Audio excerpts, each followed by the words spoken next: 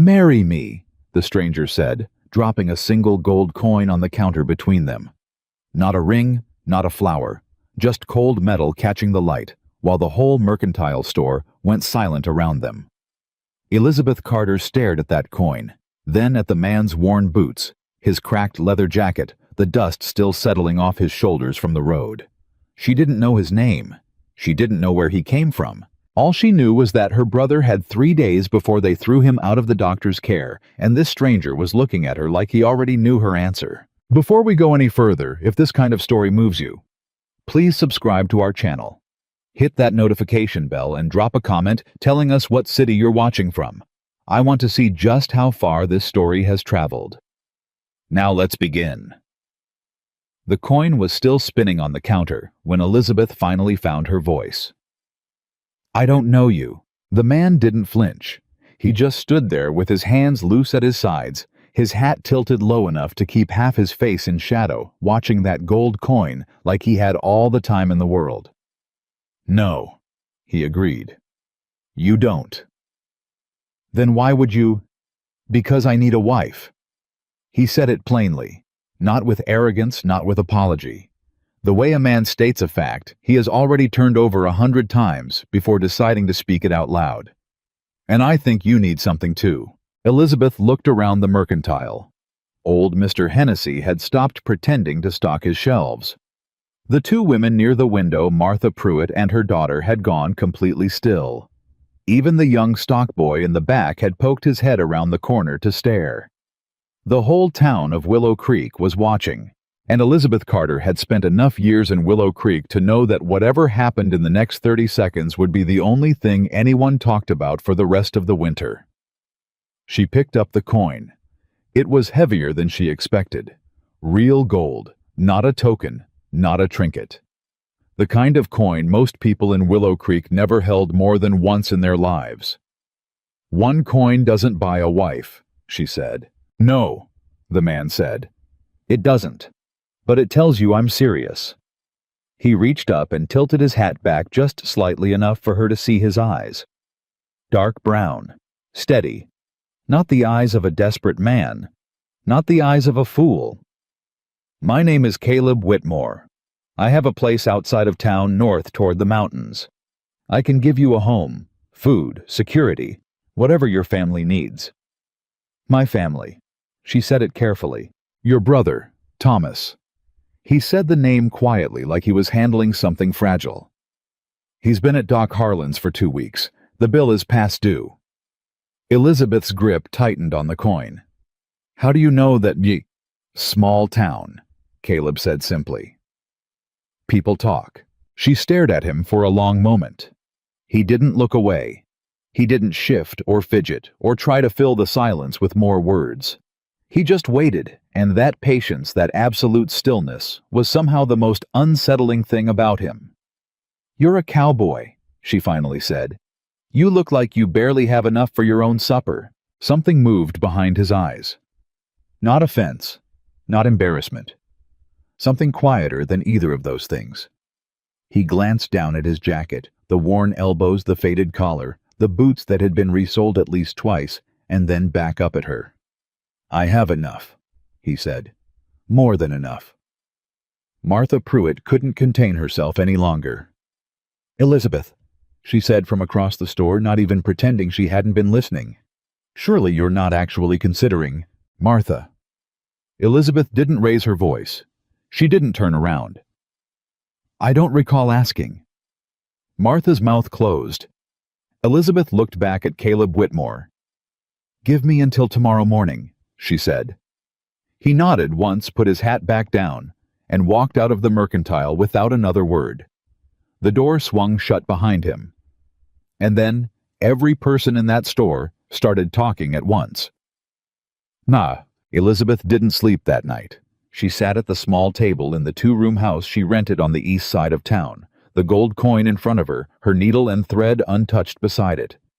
Through the thin wall, she could hear Thomas coughing the same deep rattling cough that had started in September and hadn't stopped since. She was 26 years old.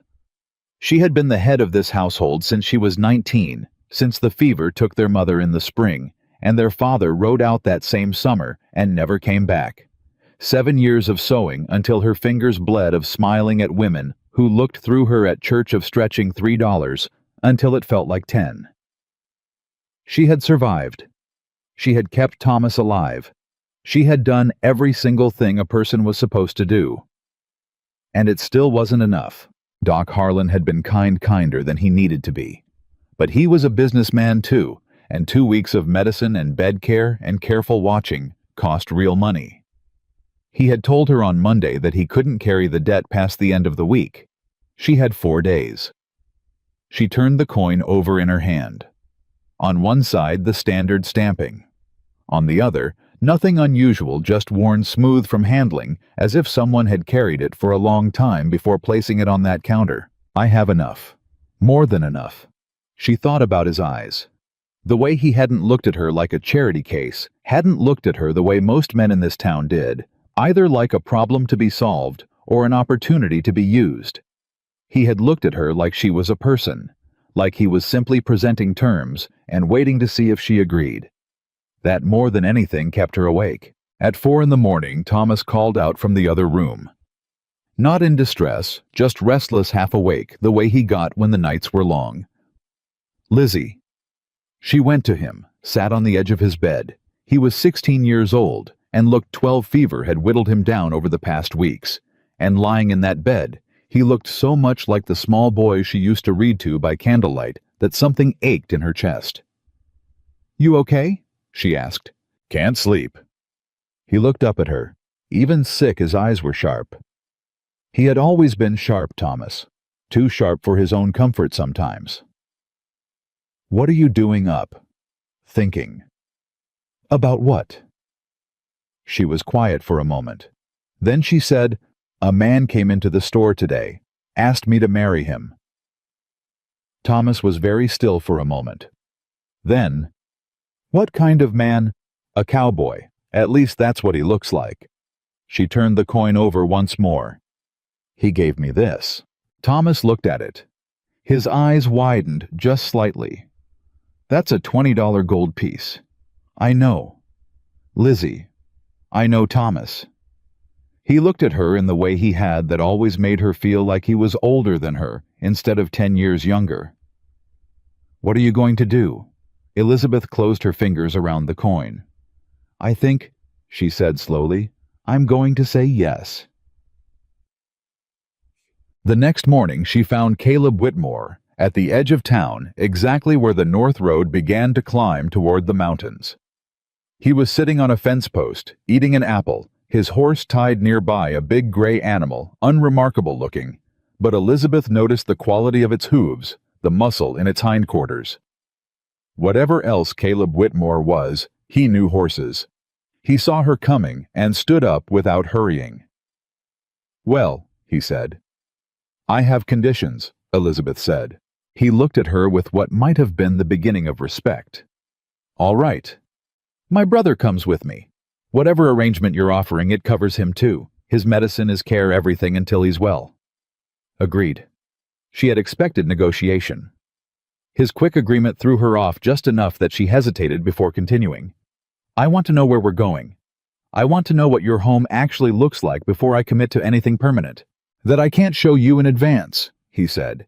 "But I give you my word you won't be disappointed." "Your word," she repeated. "I don't know you well enough to know what your word is worth." "No," he said. "You don't, not yet." He met her gaze. "But you'll find out." She studied him for a long moment. The worn jacket, the simple hat, the boots with the cracked left toe. Nothing about his appearance suggested wealth or comfort or anything beyond a hard season of working land that gave back less than it took. But there was something in the way he held himself that she couldn't quite name. A gravity, a kind of quiet sureness that had nothing to do with arrogance and everything to do with a man who simply knew exactly where he stood. "One more condition," she said. "Go ahead. This is a partnership, not a transaction. I'm not agreeing to be furniture in someone's house. If I come with you, I work, I contribute, I have a voice." For the first time since she'd met him, Caleb Whitmore smiled. It was small and brief and changed his face entirely. "Agreed," he said. "All three." She put out her hand. He shook it firm, direct, the handshake of someone who meant it. "When do we leave?" she asked. "Day after tomorrow," he said. "Gives you time to settle things here." She nodded and turned to go. "Miss Carter?" She looked back. "Thank you," he said. And he meant that too, she could hear it. She didn't answer. She walked back toward town with the gold coin still in her pocket, and the strange, unsettling feeling that she had just made either the smartest or the most foolish decision of her life, and that she genuinely could not tell which. The town made sure she knew their opinion. By that afternoon, word had traveled from one end of Willow Creek to the other. Elizabeth Carter was marrying Caleb Whitmore, the quiet drifter. Nobody knew the cowboy who'd been passing through for 3 weeks. The man who looked like he owned nothing but the shirt on his back. She heard it at the seamstress shop where she still owed for her last bolt of thread. She heard it at the well. She heard it through the thin walls of her rented house when Mrs. Garfield next door had her sister over for supper and didn't bother to lower her voice. That poor girl. Desperate is what she is. Can you blame her brother sick, no family, no prospects? But a cowboy with no land, no money, no name. She's throwing herself away is what she's doing. Well, let her learn the hard way. Some women have to. Elizabeth sat at her sewing table and kept her hands moving. Thread in needle through thread out. The rhythm of it had kept her steady for 7 years. It kept her steady now. What she didn't do was cry. She had cried when her mother died. She had cried when her father left. She had cried alone privately in the dark where no one could see. And then she had gotten up and gone back to work. She was done letting Willow Creek see her break. Martha Pruitt came to the shop the next morning, came personally, which meant she considered this a serious enough social emergency to leave her house before 10. Elizabeth. She sat down across the work table without being invited. I'm going to speak frankly. When have you ever done otherwise? Martha's mouth tightened. I know you're in a difficult position, with Thomas with the money. But this man, nobody knows him. He rode in from nowhere. He has nothing. You are going to spend your life working yourself to the bone for a man who can't even afford new boots. Elizabeth kept sewing. He had a $20 gold piece, she said. One coin doesn't make a man reliable. No. Elizabeth agreed. It doesn't. Then why? Because he looked me in the eye. She set down her needle, looked at Martha directly. In 7 years, Martha, 7 years of me keeping this shop open, keeping Thomas alive, doing everything right, how many men in this town have looked me in the eye and spoken to me like I was a full person and not a problem to feel sorry for? Martha didn't answer. He did, Elizabeth said. First conversation, 15 minutes. She picked her needle back up. Maybe that doesn't mean anything. Maybe I'll get up there and find out he's a fool and I've made a terrible mistake, but I've made decisions with worse odds than that. Martha stood, straightened her coat. I hope you know what you're doing. So do I, Elizabeth said quietly. The morning they left, 3 people came to see them off.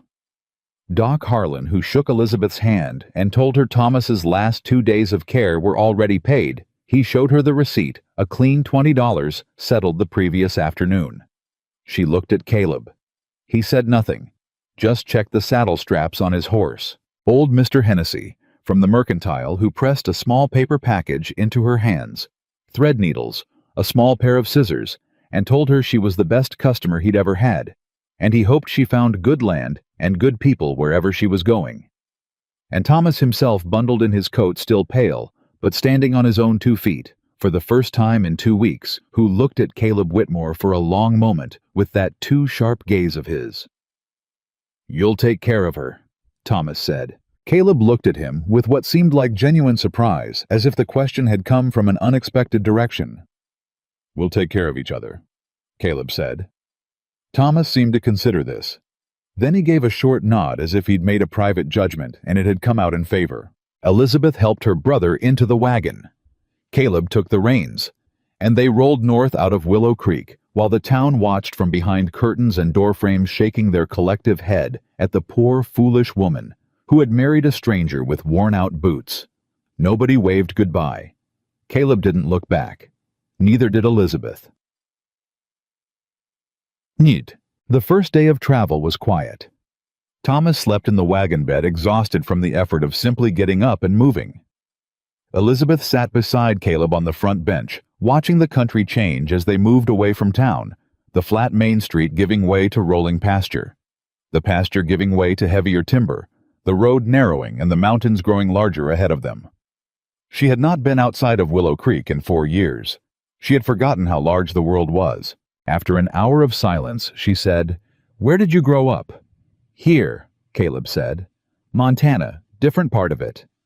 "Do you have family?" A brief pause. "Not anymore." "I'm sorry." "Don't be." He said it without bitterness, without the hard edge that usually accompanied that particular answer. Just a statement of fact. It was a long time ago. She tried another direction. "What did you do before you came to Willow Creek?" He was quiet for a moment. Then, "Worked the land. Managed things." "Managed what things?" He glanced at her sideways. The ghost of that small smile again. "You're curious."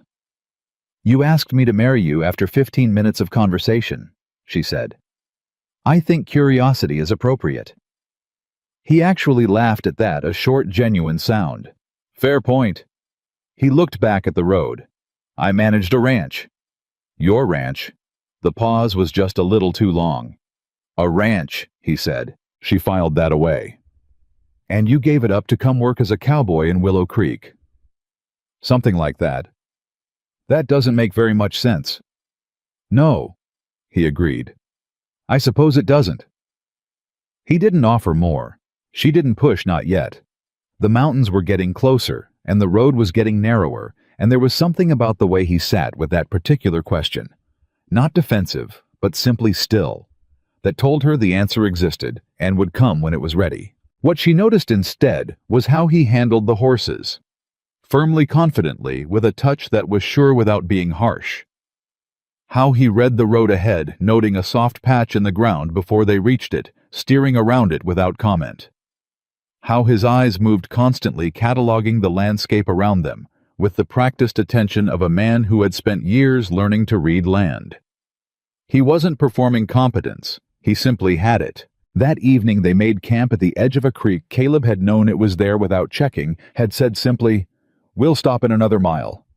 And a mile later, there was the creek exactly as if he'd read the map of this country from memory. Thomas was awake by then. Groggy but functional, and he sat by the fire. Caleb built and ate the food Caleb had packed. Real food, not trail hardtack, actual bread, and dried beef, and a wedge of good cheese, and watched Caleb with those sharp 16-year-old eyes. "You know this country," Thomas said. Caleb stirred the fire. "Well enough." "You've been through here before." "A few times." Thomas chewed on his bread. Then, "The food is good. Better than I expected." "That's a low bar," Caleb said. Thomas grinned, the first real grin Elizabeth had seen from him in weeks. "You're all right," he pronounced in the tone of someone delivering a verdict they consider important. Caleb looked at him with an expression that was almost warm. "Get some sleep. Still 2 days to go." That night, after Thomas had rolled back into his blankets in the wagon and the fire had burned down to coals, Elizabeth sat in the quiet and listened to the creek and tried to organize her thoughts into something she could work with. She was 3 hours north of Willow Creek, heading deeper into mountains she'd never been inside of, riding toward a home she'd never seen beside a man she'd known for 2 days. She had either saved her brother's life or destroyed her own. She looked across the dying fire at Caleb, who had his back to a tree and his hat over his face. Asleep or close to it? She thought about what Thomas had said. "You're all right." Thomas had good instincts, always had. She held on to that and closed her eyes. Dole. On the second day, everything started to feel different. The road, she could barely call it a road anymore. It had narrowed to a trail, and the trail was edged on both sides by timber so dense and old it felt like traveling through a cathedral. The light came through at angles gold-green and shifting. Twice they crossed wooden bridges over fast streams, and both bridges were solidly built, well-maintained, far too good for a wilderness track that supposedly led nowhere. Elizabeth noted the bridges. She noted the fence line she could see occasionally through the trees, long, straight, professionally set posts with good wire. Someone had built that fence with real resources and real intention. She noted the way Caleb's shoulders changed slightly, the deeper they went. Not tension, the opposite of tension. Like a man who had been holding himself carefully in company and was now gradually allowing himself to settle. She noticed all of this and said nothing. On the afternoon of the second day, they stopped at the crest of a long ridge. Caleb sat back in the reins and turned to look at her. "Before we go over," he said. Something in his voice stopped her. She looked at him. He was looking at her with an expression she couldn't quite read. Something between apprehension and resolve, like a man who has been carrying a weight for a long time and is finally deciding whether to set it down. "What?" she said. He was quiet for a moment. Then, "I need to tell you something, before we get there." Her heart moved in a strange way. Not fear exactly. Alertness. "All right. I wasn't entirely honest with you in Willow Creek." "About what?" He looked straight at her. "About what I have." The silence that followed was very specific. Not empty, full of the sound of wind in the pines and the horses shifting their weight and Thomas turning over in the wagon bed behind them. "Caleb." She kept her voice level. "What exactly are we about to see on the other side of this ridge?" He held her gaze. "My home," he said. "What it actually looks like." And he clicked the horses forward before she could say another word. She heard it before she saw it. Not the estate itself, something else. The sound of cattle, low and widespread, the particular deep murmur of a large herd that had settled in for the evening. The sound of it came up from below, rich and heavy, and with it the smell, hay and earth and working animals and something wood smoke sweet beneath it all. Then they cleared the tree line at the edge of the ridge, and Elizabeth Carter stopped breathing. Below them, filling the hidden valley between the mountains like something out of a story, lay the Whitmore estate. She had expected at best a comfortable homestead, a proper cabin perhaps, a barn in decent repair, maybe 30 or 40 head of cattle if he'd been lucky in his season.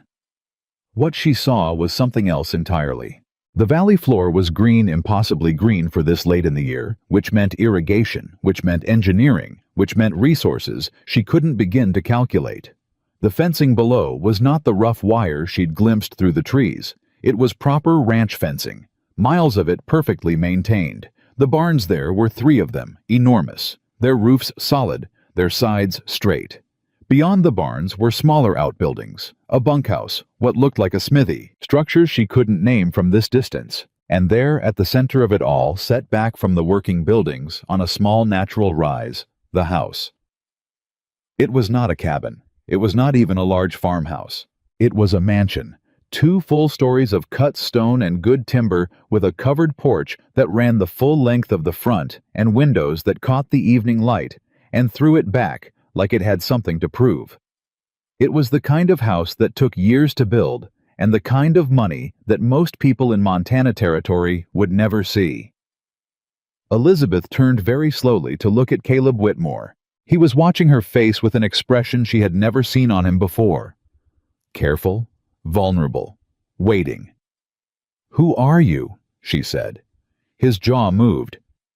"The same man you agreed to marry. That is not a poor cowboy's home." "No," he said quietly. "It's not." "Caleb." Her voice was absolutely steady, even though nothing inside her was steady at all. "I want the truth. Right now, before we go 1 foot further." He looked at her for a long moment. Then he set the brake on the wagon, climbed down, and came around to her side. He stood below her, looking up, and for the first time, she saw something in his face that was not composure or patience or that careful stillness. Something that looked underneath all of it, like a man who was genuinely, deeply afraid. "My name is Caleb Whitmore," he said. "My family has owned this valley for 30 years. My father built that house. When he died 5 years ago, it passed to me." He paused. "All of it. The land, the cattle, the buildings. Everything you're looking at." The wind moved in the pines behind them. "Then, why?" Elizabeth said with great precision. "Were you in Willow Creek wearing a coat with holes in the elbows, asking a seamstress to marry you?" He was quiet for a moment. Then, "Because I've been looking for someone for 3 years. Someone who would see me just me without all of this in the way. And every time I told the truth, all anyone could see was the estate." He held her gaze. "I needed to know," he said, "if you would still choose me when there was nothing to gain." Elizabeth looked at him for a very long time. Then she looked down at the valley, at the mansion, at the barns, at the miles of fencing, at the herd that moved below like a slow, dark river. Then she looked back at him. "You lied to me," she said. "I never said a false word." "You let me assume." "Yes." He didn't flinch from it. "I did." "That is still a lie, Caleb. A lie by omission is still a lie." He took that, didn't argue it, just held the weight of it the way a man does when he knows he has earned the thing being placed on him. "Yes," he said, "you're right." Behind them, Thomas had gone completely silent in the wagon. Elizabeth looked at the valley one more time. Everything she had left behind came back to her in a rush. The thin walls of the rented house, the seamstress shop, the 7 years of just enough, the face Thomas made when he thought she couldn't see him worrying about money.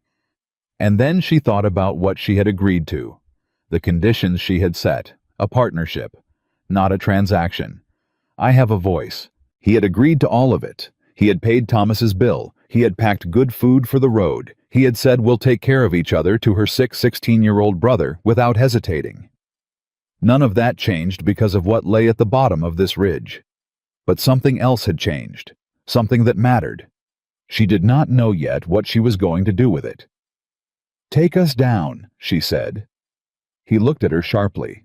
"I didn't say I forgave you," she said. "I said take us down.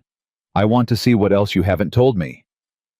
He looked at her for a moment, with something that was very clearly relief, not triumph, not satisfaction, but the particular relief of a man who has been bracing for the worst and been given instead something more complicated. He climbed back up, took the reins. "There's not much else," he said. "I'll decide that," Elizabeth said.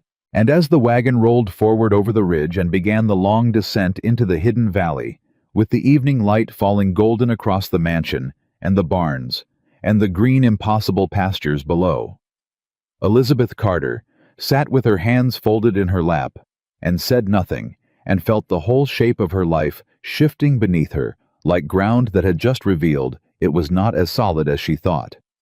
She was not afraid, but she was paying attention.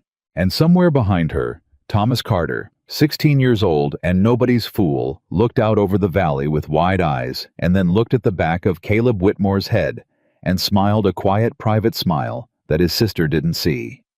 Because Thomas had known from the moment of the handshake on that first morning, from the quality of the food and the bridges in the forest, and the way a man who claimed to have nothing sat a horse like he owned every acre beneath its feet. He had known something was different about this cowboy. He just hadn't known how different. Now he did, and he decided privately that he approved. End of Part 1.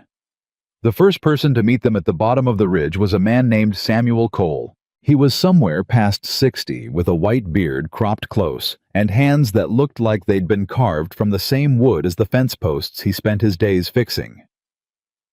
He came out from the main barn at a fast walk when he heard the wagon, and when he saw Caleb on the bench, his whole face changed. Not surprise exactly, but something warmer than relief, something that looked like a man who had been waiting for something he wasn't sure would come back.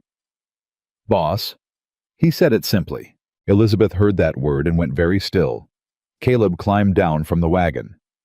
"Sam, how's everything?" "Running smooth. Heard you were due back sometime this week." Samuel's eyes moved to Elizabeth, quick, respectful, but thorough. The look of a man who had spent decades reading people. "This her?" "This is Elizabeth," Caleb said. "My wife."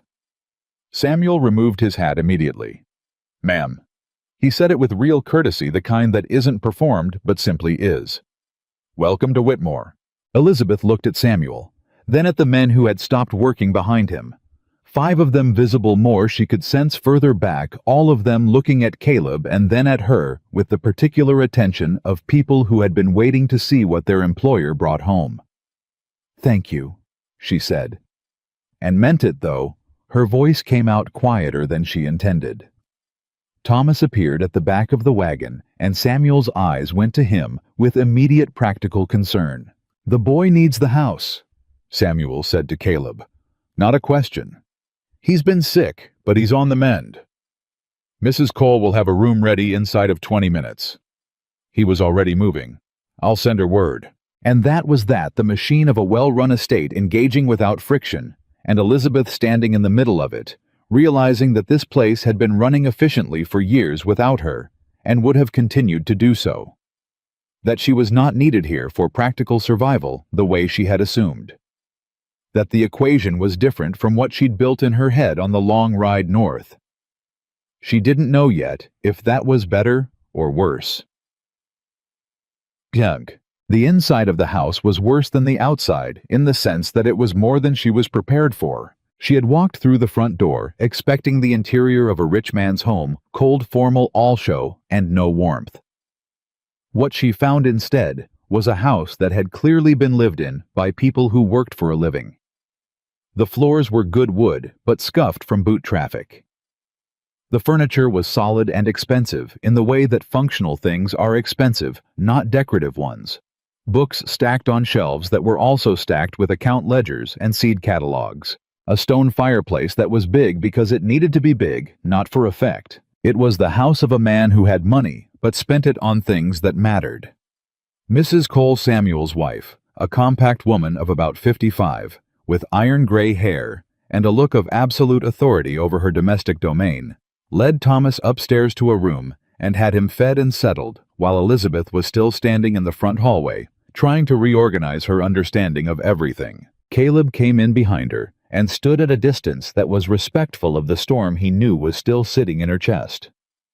"I can show you around," he said, "if you want." "In a minute." She turned to face him fully. "The people here. Samuel, Mrs. Cole, the workers in the yard. How many people work on this estate?" 22 full-time, Caleb said. "More during calving season. 22 people, a household, a community. And they all knew," she said. "When you left for Willow Creek, they all knew who you were and what you were doing." He met her eyes. "Yes." "Did they know why the disguise, the worn boots, all of it?" A pause. "Sam knew. He's known me since I was 12 years old. The others knew I'd gone looking. Not the details. But they called you boss just now." Her voice was precise, not accusing precise, like a woman measuring a seam before she cuts it. "They knew you were coming back with a wife, and they were ready. Mrs. Cole had a room prepared. I sent word 2 days ago, from the last town." So he had known 2 days ago that she was coming, had been certain enough to send word ahead, had decided before she'd finished deciding that this was the outcome. She sat with that for a moment. "You were very sure of me," she said. "No." He said it with a directness that stopped her. "I was hopeful. There's a difference." She looked at him. "If you had said no at the fence post that morning," he said, "I would have walked away. I wouldn't have pushed. I wouldn't have tried to persuade you with all of this." He gestured at the house around them, a gesture that managed to be dismissive about a mansion, which under different circumstances might have made her laugh. "I've had women change their mind when they saw this place. That's not something I wanted again." Elizabeth was very quiet. "Again," she said. He held her gaze. "Steady." Her name was Clara Donovan, 3 years ago. We met in Billings. I was honest with her, told her who I was, what I had, brought her out here." He paused. "She left 4 months later, said she couldn't stand the isolation, that the estate felt like a prison." Another pause, smaller.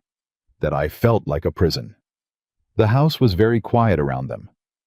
"I'm sorry," Elizabeth said, "and meant it. I learned something from it." He looked at his hands briefly, then back at her. "I learned that what I have here is not what everyone wants. And I learned that I didn't want to go through that again with someone who was in love with the idea of the estate instead of anything real." She understood then with a clarity that was almost uncomfortable what the worn coat and the cracked boots and the single gold coin on a counter had really been. Not deception, not manipulation, fear.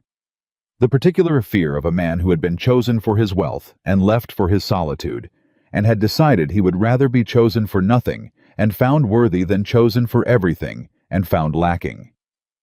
She still thought he had handled it wrong, but she understood it now in a way she hadn't at the top of the ridge. "I'm not Clara Donovan," she said. "No," he said. "You're not. And I'm not in love with your estate." "I know. But I am angry with you," she said. "That's still true, and it's going to take time before it isn't." He nodded. "That's fair?" "Then we understand each other," she said. "Now, show me the house." He showed her the house. It took an hour. Not because it was excessive, it wasn't. Not by the standard of what was here, but because Elizabeth asked questions about everything and Caleb answered them all. Who had built the fireplace? Which season the east wing was added? What the small room off the kitchen had been used for before it became a storage room, and whether it could be used for something else now. That last question made him stop. "What would you use it for?" he asked. "A workspace," she said. "I sew.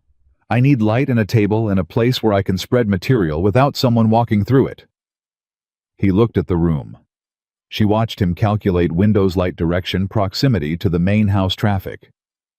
"We'd have to move about 12 years of poorly organized storage," he said. "I've organized worse things than storage." He looked at her then with an expression that was not quite a smile, but was in the same country as one. "I expect you have," he said. They went through the kitchen, large functional smelling of the bread Mrs. Cole had apparently started the moment she'd heard the wagon. Through the dining room that was clearly rarely used for dining and frequently used for laying out plans, papers, and maps. Through Caleb's study, which he opened the door to and said simply, "This is mine, but you can use it whenever you need to." She noted that, filed it. At the end of the tour, they stood on the back porch, long covered, looking out over the valley in the last of the evening light. "Questions," Caleb said. "Several hundred," Elizabeth said. "I'll pace them." He almost smiled again. "All right." She looked out at the valley. At the building she now had names for the people, she now had faces for the whole complex living organism of this place that had been running quietly in these mountains while the rest of the world talked about him like he was a drifter.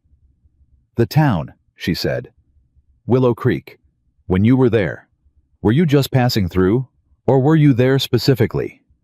A pause that was just slightly too long. "Specifically," he said. She turned to look at him. "I'd been to 3 other towns," he said, "before Willow Creek, looking."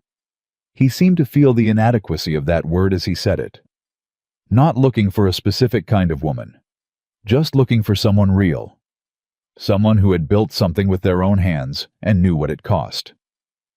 "And in Willow Creek, you found a seamstress with a sick brother and an eviction notice," she said. "In Willow Creek, I found a woman who told Martha Pruitt to mind her own business without raising her voice or turning around," he said. "And then drove a harder bargain than any man I've done business with." She stared at him. He was completely serious. "Those were your conditions," he said. "Partnership, not transaction. Your brother covered. A voice." He paused. "You walked in with nothing and negotiated like you had everything. I wanted to know the woman who could do that." Elizabeth looked away, back at the valley. Her heart was doing something complicated that she wasn't ready to examine. "You're still in trouble with me," she said. "I know," he said. "That speech doesn't fix it." "I know that too." "Good." She straightened. "I'm going to check on Thomas and go to bed. We can start whatever this actually is in the morning." She went inside. Caleb stood on the porch in the dark for a long time after she left. Morning came early on the Whitmore estate. Elizabeth discovered this at 5 o'clock when the sounds of a working ranch horse's cattlemen calling across the yard, the ring of the smithy starting up came through her window with the absolute indifference of a place that does not adjust its schedule for new arrivals. She was dressed and downstairs before 5:30. Mrs. Cole was in the kitchen, and the look she gave Elizabeth when she walked in, not surprise exactly, but a kind of quiet approval, told Elizabeth something about the previous women who had visited this house. None of them, she suspected, had been in the kitchen at 5:30 in the morning. "Can I help?" Elizabeth said. Mrs. Cole looked at her for a moment. Then she handed her a bowl and pointed at the flour bin without a word. They worked together in the easy silence of two practical women who don't need to fill every moment with conversation. By 6 o'clock, Elizabeth had learned that Mrs. Cole had been on this estate for 18 years, that she had known Caleb since he was a young man, just taking over from his father, and that she expressed opinions about people through implication rather than statement, which was more effective anyway. "He's a good man," Mrs. Cole said once without looking up from the biscuits she was cutting. "I don't doubt it," Elizabeth said carefully. "Doesn't show it the right way sometimes." "No, he doesn't." Mrs. Cole glanced at her. "Clara Donovan wasn't suited." "He mentioned her." "He told you himself." The older woman seemed to take that as significant. "He doesn't usually say her name." Elizabeth said nothing. Let that sit. She wanted a city life, Mrs. Cole continued. Wanted him to sell the ranch and move east, build something different, when he wouldn't, when he couldn't really. This place is as much a part of him as his name. She decided he loved the land more than he loved her. She set down her cutter. Maybe she was right. Maybe it was too much to ask of her, but it wasn't nothing to ask of him either. Elizabeth thought about a man who had built himself down to worn boots and a single gold coin because he was afraid of being wanted for the wrong reasons. "He should have been honest with me," she said. "Yes," Mrs. Cole said simply. "He should have, but he was afraid." "I know. Fear makes people do things sideways." She looked at Elizabeth directly. "Doesn't make it right, just makes it human." Elizabeth considered that for a long moment. Then she picked up the bowl again. They didn't talk about it anymore. They finished the breakfast. Caleb found her on the west pasture fence at 7 in the morning, watching two of his men work a young horse through its paces in the open field. He had clearly been awake since before dawn. She could see it in the set of his shoulders, the way his eyes moved when he came up beside her, alert already to a dozen things she hadn't learned to read yet. "You're up early," he said. "So are you." "I'm always up early." He leaned on the fence rail beside her, watching the horse work. "This bother you? The schedule? The whole thing? The noise, the people, He gestured vaguely. "The scale of it." She looked at the horse, a dark bay young, and a little uncertain, being patient with the trainer's patient work. "No," she said honestly.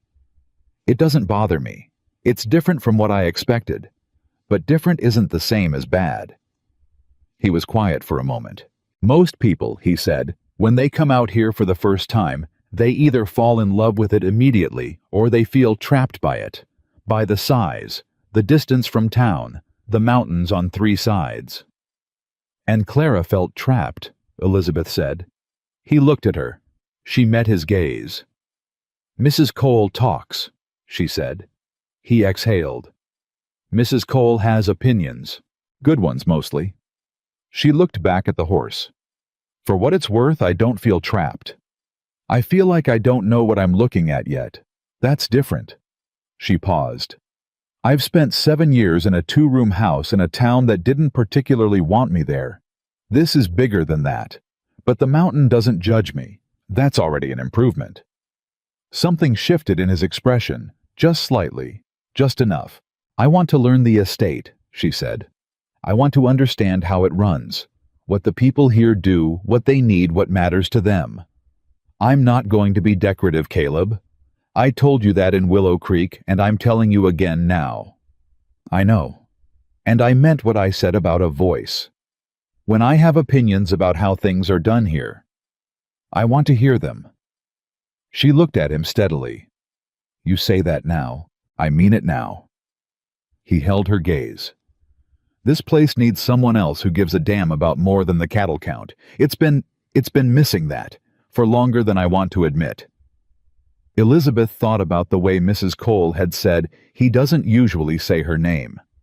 Thought about the house that was full of function and short on anything that suggested someone had chosen comfort for its own sake. All right, she said. Then let's start with the account ledgers. He blinked. The account ledgers, she repeated. If I'm going to understand this place, I need to understand what it costs to run and where the money goes and whether the numbers make sense. Show me the books. He looked at her for a moment with an expression that reminded her strangely of the first time she'd told him she had conditions. You want to see the books, he said. Is that a problem? No, he said slowly. No one's ever asked to see the books before. Well, now someone is, Elizabeth said. Shall we? Mag. They spent 2 hours in the study with the account ledgers spread across the desk, and what Elizabeth found surprised her, not because the numbers were bad, but because they were good in ways that were unusual. The workers earned fair wages. Not generous by city standards, but fair meaningfully above what most ranches in Montana Territory paid their hands. The estate spent heavily on maintenance, on medical supplies, on food stores for the winter. There were regular payments to 3 neighboring families that were logged simply as agreements, without further explanation. What are these? Elizabeth pointed to the payments. Caleb looked at the entries.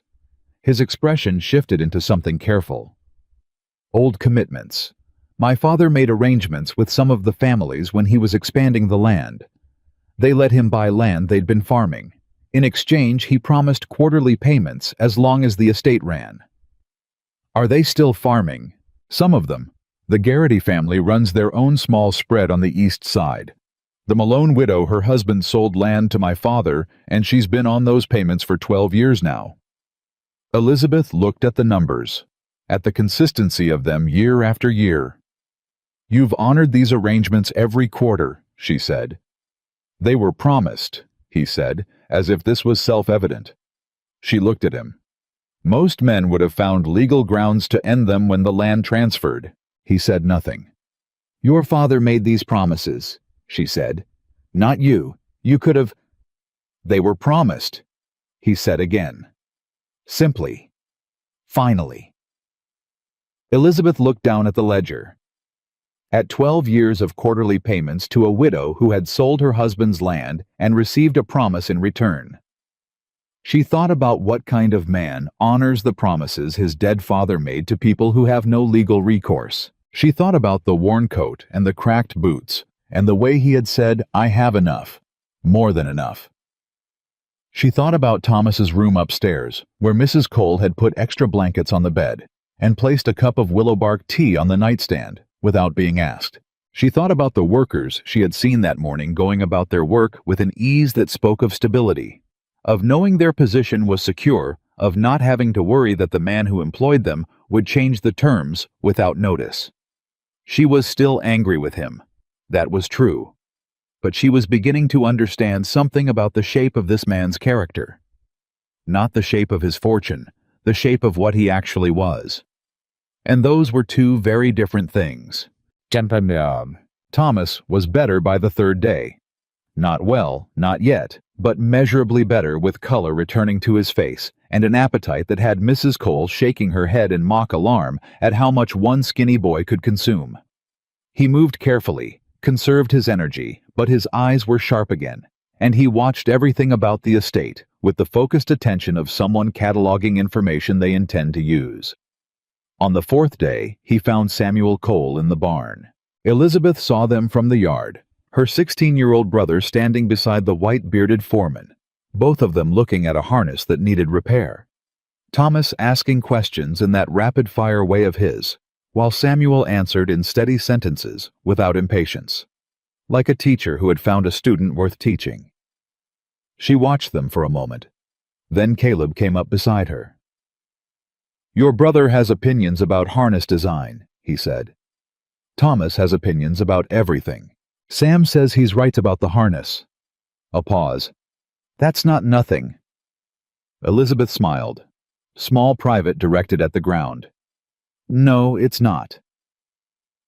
They stood there in the yard together, not close, not touching, the careful distance of two people who had agreed to something without yet knowing what exactly it would become, and watched Thomas hold forth about stress points in leather stitching, while Samuel nodded seriously. "He's going to be all right," Caleb said quietly. Not a question, a statement of something he had decided. "Yes," Elizabeth said. "He is." They stood there a moment longer. "Elizabeth." His voice was different, quieter. "I know I handled the beginning of this wrong. I know that's going to take time to—" "It will," she said. "I know." He was quiet. "I just wanted you to know that I'm aware of it. That I'm not expecting you to have moved past it." She looked at him sideways. "Good, because I haven't." "I know." "But," she said carefully, "I am beginning to understand it. What you did and why you did it. That's not the same as forgiving it, but it's a start." He held that with the same steadiness he held everything. "That's enough," he said. "For now." "Don't push it," she warned.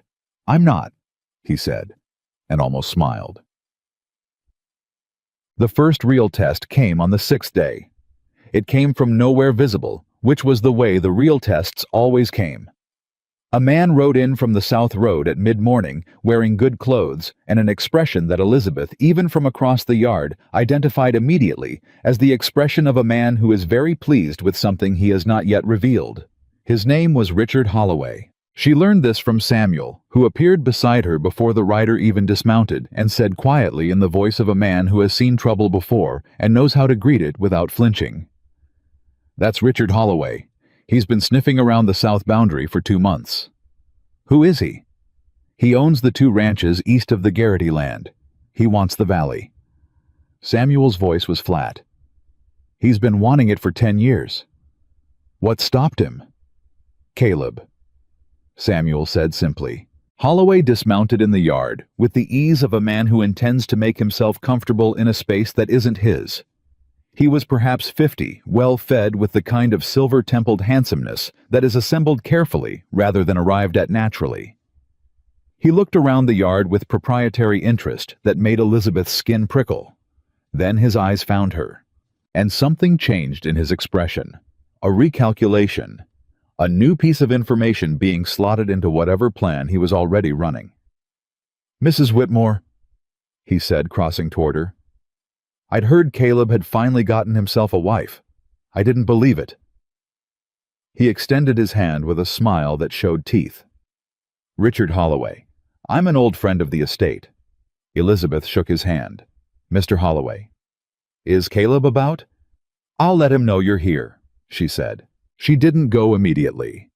She let one moment pass, just enough to establish that she was not going to move at his timing, and then she went inside to find Caleb. She found him in the study. "Richard Holloway is in the yard," she said. The change in Caleb was immediate and complete. Whatever ease had been building in him over the past several days contracted into something alert and flat and very still. "What does he want?" he said. "He didn't say. He said he was an old friend of the estate." Caleb stood up. "He's not a friend of anything that isn't his." He moved toward the door, paused, looked at her. "Stay inside." Elizabeth looked at him. "Please," he added. "What is he?" she said. Caleb's jaw moved. "Trouble," he said. "The kind I've been expecting." He went out to the yard. Elizabeth went to the study window. She could see them clearly, Caleb crossing the yard, Holloway turning toward him with that assembled smile, the 2 men meeting in the center of the open space between the house and the barn like something choreographed. She couldn't hear the words through the glass, but she could read the posture. Caleb still collected, his arms loose at his sides. Holloway expansive at ease, talking with his hands in the way of someone making an offer. Caleb's body language said no before Holloway had finished speaking. Holloway's smile didn't waver. He reached into his coat and produced a piece of paper. He held it out. Caleb looked at it but didn't take it. Then Caleb said something, and whatever it was, Holloway's smile did something small and complex, not disappearing exactly, but adjusting, tightening at the edges, becoming the smile of a man who has shifted from offering to threatening without letting the surface change. He put the paper back in his coat. He tipped his hat. He got back on his horse and rode south. Caleb stood in the yard for a long moment after he was gone, his back to the house looking at the south road. Then he came inside. He came directly to the study. Saw Elizabeth at the window. Did not tell her she shouldn't have been watching. "Well," she said. He sat down, stared at his desk for a moment. Then, "He's made a legal claim on the south pasture, 40 acres. Says there's a boundary dispute going back to my father's original land agreement." He was quiet. "He's been building this case for 2 years. I should have seen it coming sooner." "Can he win it?" Caleb looked at her. "I don't know," he said. "That's the problem." Elizabeth pulled up the chair across the desk and sat down. "Tell me everything," she said. He looked at her, at the set of her jaw, the steadiness in her eyes, the fact that she had pulled up a chair instead of standing at a worried distance. "Elizabeth, Caleb." Her voice was quiet and precise and entirely serious. "You told me this was a partnership. We are 6 days into this marriage, and you have a legal problem sitting on your doorstep. Either it's a partnership or it isn't." She held his gaze. "Tell me everything." He looked at her for one more moment. Then he opened the desk drawer and started pulling out documents. And while the valley went about its business, outside the window, horses in the pasture, men at the fence line. Thomas, somewhere with Samuel, learning about harness stitching. Elizabeth Carter. Whitmore sat across from her husband and learned the shape of the storm they were going to have to face together. She had not come this far north across 2 days of mountain road into a hidden valley that had rewritten everything she thought she understood about her own life to turn away from a fight now. Whatever Richard Holloway had planned, whatever legal trap he had been setting for 2 years, he had made one error. He had ridden into this yard before he knew that Caleb Whitmore had someone sitting at his desk now who knew exactly what it meant to build something with your own hands and fight like hell to keep it. He didn't know Elizabeth Carter yet. He was going to. The documents Caleb pulled from that desk drawer told a story that made Elizabeth's jaw tighten. Not because they were complicated, because they weren't. The original land agreement, the one Caleb's father had filed when he first expanded the Whitmore holdings south toward the valley boundary, was straightforward. Clean language, clear boundaries properly witnessed. 40 years old and as solid as the stone walls of the house they were sitting in. But beside it, Caleb laid down a second document. A survey, dated 3 years ago, commissioned by Richard Holloway. Elizabeth picked it up, read it carefully, read it again. "This line," she said, pointing to the boundary marker on Holloway's survey. "It's 40 yards inside your father's original filing." "Yes." "That's not a survey error. That's 40 acres of your best pasture land." "Yes." "And he's claiming the original boundary was filed incorrectly." She looked up. "Based on what?" Caleb's mouth was a flat line. "Based on a witness statement from a man named Gerald Pruitt, who was allegedly present when my father's surveyor did the original work 40 years ago." Elizabeth went very still. "Pruitt," she said. "Martha Pruitt's late husband," Caleb said. "He died 8 years ago, but before he died apparently he gave a signed statement to a land agent in Billings saying that the Whitmore south boundary was measured incorrectly and that the true line was 40 yards north of where my father filed it." "A signed statement from a dead man," Elizabeth said. "A signed statement from a dead man that nobody saw until Richard Holloway produced it 2 months ago." Elizabeth set the document down with precise care. The kind of care that conceals a very controlled anger. "When did you first find out about this claim?" she said. "2 months ago, when Holloway sent his land agent to walk the south fence line." Caleb leaned back. "I sent him away. I should have taken it more seriously." "Why didn't you?" He was quiet for a moment. Honest quiet, not evasive, just a man sitting with the truth of a mistake. "Because I was in Willow Creek," he said. "I'd been gone 3 weeks. Sam was handling things. And when I came back with you and Thomas, and I thought—" He stopped. "You thought it could wait," Elizabeth said. "I thought it could wait." She looked at him. Not with anger, with something more useful than anger. With the clear-eyed focus of a woman who has spent 7 years solving problems that couldn't wait and couldn't be wished away. "All right," she said. "Walk me through the legal structure. Who handles land disputes in this territory?" "The district court in Helena." "Has Holloway filed formally?" "Not yet. The paper he showed me today was a notice of intent. He's giving me 30 days to either negotiate a settlement or he files." "What does he want in the settlement?" Caleb looked at her steadily. "The south pasture, 40 acres, and water rights to the creek that runs through it." Elizabeth understood immediately. Without the creek, the north pasture became impossible to run in a dry summer. Without the south pasture, the herd would have to be reduced by a third. It wasn't 40 acres. It was the beginning of the end of everything this place was. "He knows exactly what he's doing," she said. "He's been planning it for 2 years. Longer than that." She tapped the survey document. "He had this survey done 3 years ago. He's been building this case since before you went to Willow Creek." Something moved across Caleb's face. A recognition of something he hadn't fully assembled before. "He knew I was going to leave to look for he knew I'd be distracted." "Someone told him," Elizabeth said. "Someone who knew you well enough to know your habits." The room was very quiet. Caleb looked at the documents on the desk. At the survey, at the witness statement, at the neat patient legal structure Holloway had assembled over 3 years, while the Whitmore estate went about its work unaware. "I need a lawyer," he said. "Yes," Elizabeth agreed. "But first, you need something else." "What?" "You need to find out if that statement is real." She met his eyes. "Gerald Pruitt is dead, but Martha Pruitt isn't." Martha Pruitt was the last person Elizabeth Carter had expected to matter once she left Willow Creek. But the next morning she sat across from Caleb at the breakfast table and said it plainly, "We need to go back." He looked up from his coffee. "To Willow Creek." Martha Pruitt was there when her husband signed whatever he signed, or she wasn't. Either way, she knows something.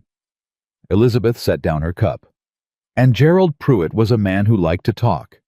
If he told his wife anything about what happened at that south boundary 40 years ago, Martha knows it. "Martha Pruitt doesn't like you," Caleb said carefully.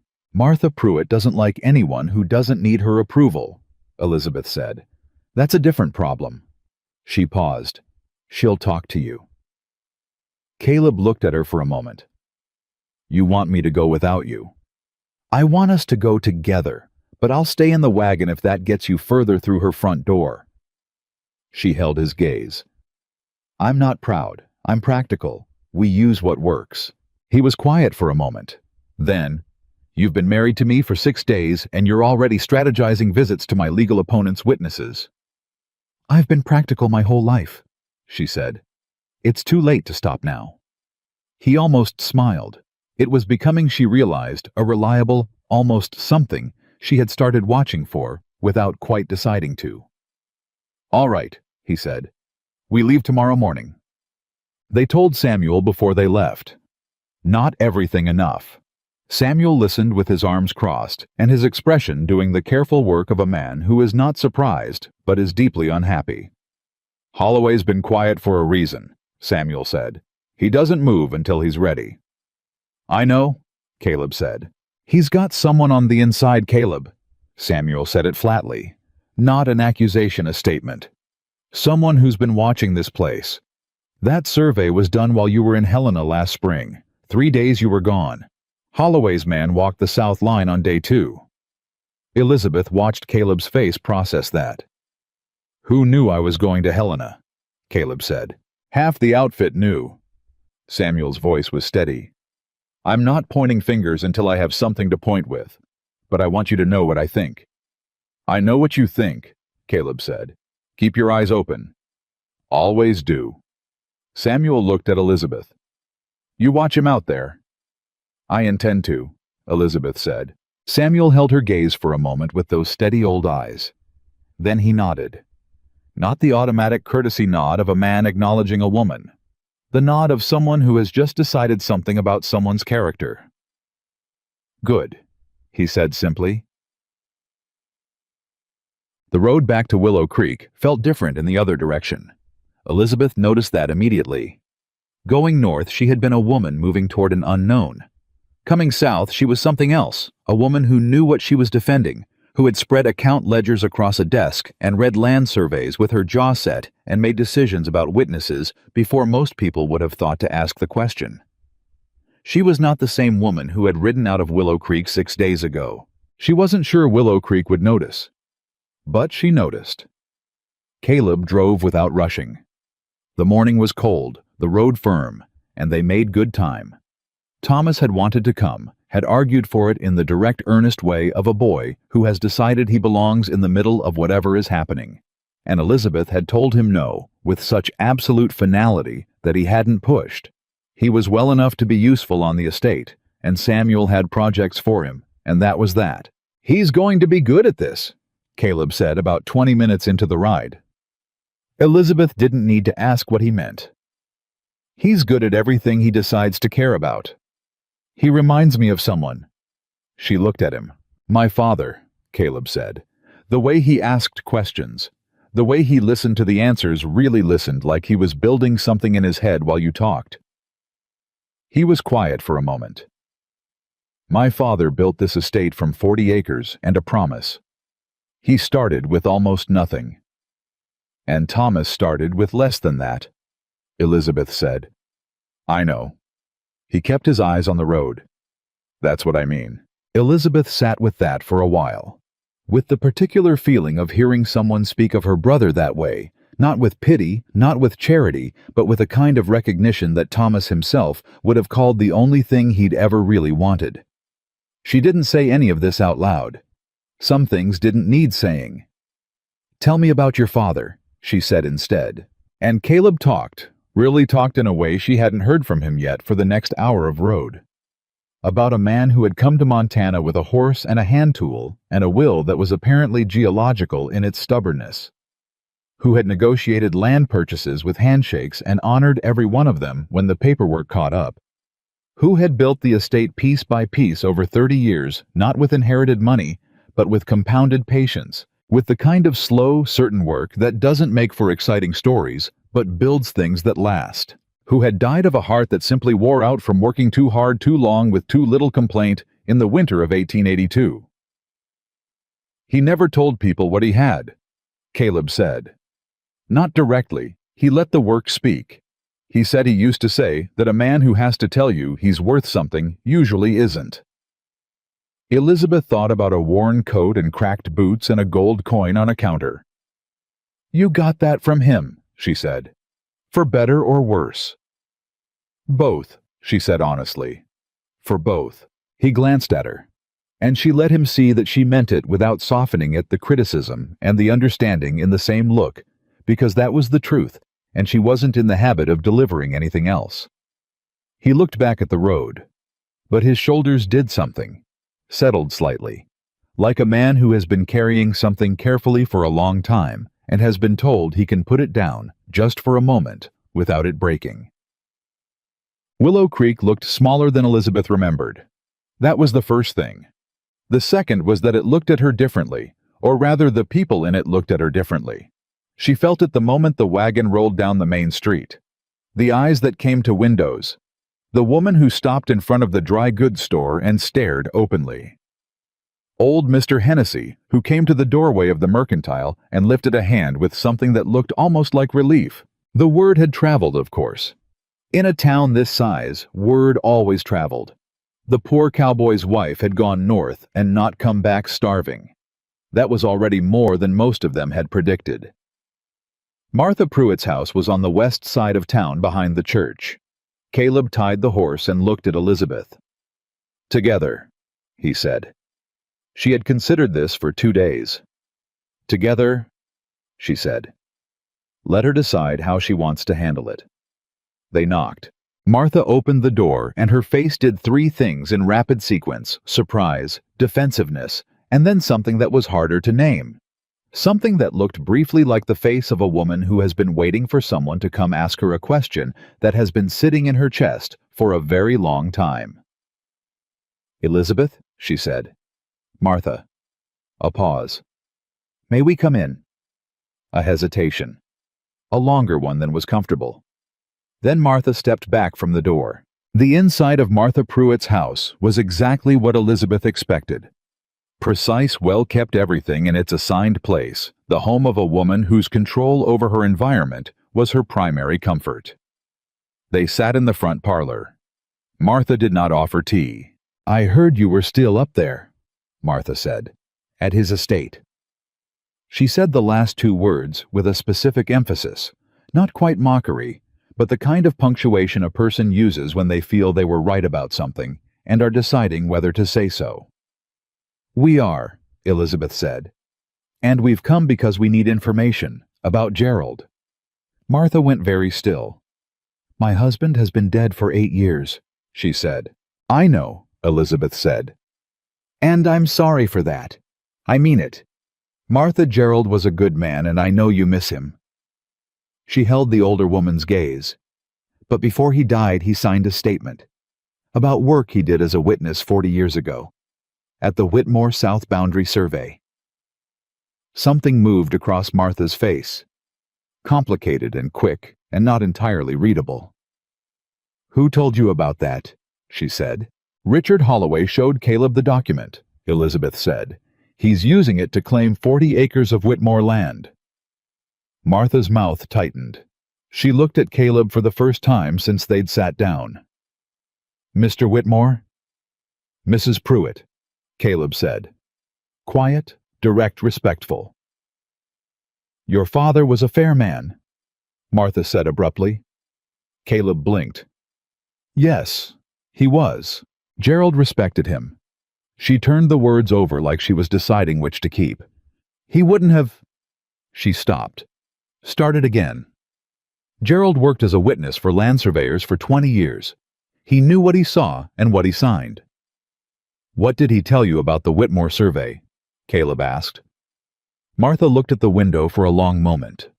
At nothing visible, at something internal, the past, the specific weight of something she'd been carrying. "He told me," she said slowly, "that a man came to him about 6 months before he died.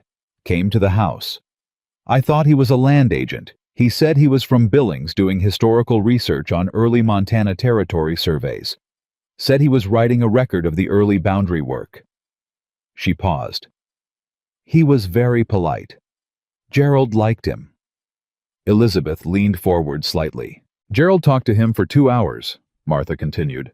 "Showed him his record books. He kept records of every survey he witnessed going back to when he started. Very precise man, Gerald. Everything written down." Her voice was doing something careful and controlled. "After the man left, Gerald said something to me. He said the man had asked him to sign a document confirming his recollections of a specific survey, the Whitmore South line. Gerald said he hadn't signed it." The room was very quiet. "He hadn't signed it," Caleb said. "He told me he hadn't signed it," Martha said. "He said the man asked him to confirm something that wasn't what he remembered, and Gerald wouldn't do that." She looked at Caleb directly. Gerald Pruitt was a precise man. He wouldn't sign his name to something that wasn't true. He told me that explicitly. He said, "Martha, that line was where old Whitmore put it, and I won't say otherwise." Elizabeth's heart was doing something fast and focused. "But there's a signed statement," she said carefully, "with Gerald's name on it." Martha's jaw set. "I know," she said. "Martha." Elizabeth's voice was quiet and very direct. "Did you ever see that statement? The one with Gerald's name?" A long pause. The longest one yet. "No," Martha said. But after Gerald died about a month after, that same man came back, said he just wanted to return Gerald's record books and pay his respects. She stopped. I let him in. I offered him coffee. He spent an hour going through Gerald's things with me, helping me sort them. She stopped speaking. Elizabeth and Caleb sat in the silence that followed and understood its shape exactly. His record books, Caleb said. Were they in order when you went through them later? Martha's eyes were very bright suddenly. The brightness of someone who has spent years being angry about something they couldn't name until this moment. One page was missing, she said. From the entry for the Whitmore South survey. I noticed it later. I thought Gerald must have removed it himself for some reason. He didn't remove it, Elizabeth said. No, Martha said. I don't think he did. The implication sat in the room between all three of them. A man who had come twice, once to press a dying man for a signature, once to take what he needed from a widow's house when she was too deep in grief to notice. The statement Richard Holloway has, Caleb said. Gerald's signature on it, it may be real.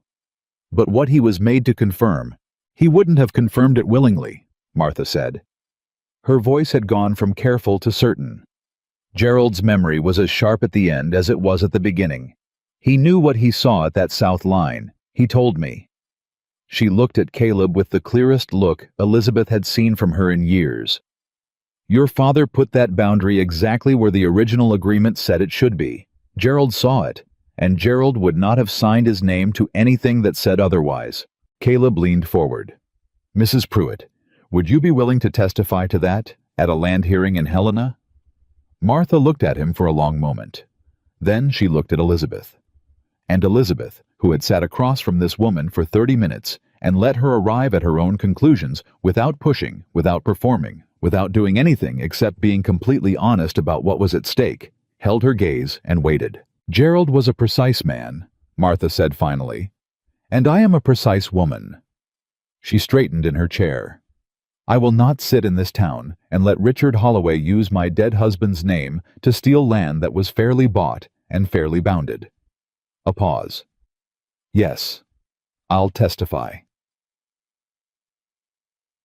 They were back on the road within the hour. Elizabeth sat on the bench beside Caleb and felt the particular physical quality of having done something that mattered, a kind of tiredness that is also energy. The exhaustion of a person who has spent themselves on something real. She'll hold, Elizabeth said. She's made up her mind. Yes, Caleb agreed. He was quiet for a moment. You didn't push her? No. Most people in that room would have pushed. Pushing Martha Pruitt is like pushing a stone wall, Elizabeth said. You don't push her. You give her the information and get out of the way. He looked at her sideways. That careful assessing look that she was starting to be able to read, the look of a man who is genuinely surprised by someone and is deciding how to hold that surprise. You've known her your whole life, he said. I've watched her my whole life, Elizabeth said. That's different. Watching is more useful. He was quiet. The road ran north toward the mountains, toward the valley, toward the estate that was beginning, just at the edges, to feel like something she had a stake in. Not because of the land or the money or the stone walls of a mansion she hadn't asked for, because of the account ledgers with the quarterly payments to widows, because of Thomas learning harness repair from Samuel Cole, because of a man who honored his father's promises and couldn't tell the difference between fear and honesty and had worn cracked boots into a mercantile with a gold coin and a question. She was not in love with Caleb Whitmore. She knew what love was, had felt it in its different forms for her mother, for Thomas, for the idea of a life that was more than survival. What she felt for Caleb was not that yet. It was something earlier than that. Something that was watching him and finding more than she expected, more than she'd been prepared for, more than she had a ready category for. Something that was beginning. I need to ask you something, she said. All right. When Holloway came into the yard, the way Samuel looked at him, the way you looked at him. She paused. There's history there. Not just the land claim, something else. Caleb was quiet for long enough that she thought he wasn't going to answer. His father and my father were business partners, he said. A long time ago, before I was born. They built the first road through the South Pass together. Shared the cost, shared the contract. He paused. When the road was finished, the territorial government paid out. My father's portion was significant. Holloway's father claimed he hadn't received his full share. There was a dispute. It was settled legally in my father's favor. Richard Holloway grew up believing his family was cheated, Elizabeth said. Yes? And he's been building a case to take something back. That's what I believe. Was his father right about the payment? Caleb looked at her. A long, level look. I don't know, he said. I was not born yet. I have my father's records, and they show a clean settlement, but I wasn't there. He paused. My father was a fair man. I believe that completely. But fair men make mistakes too. Elizabeth sat with the honesty of that for a moment. A man who could say I don't know about his own father. Who could hold the possibility of imperfection without using it to collapse the whole structure of his belief?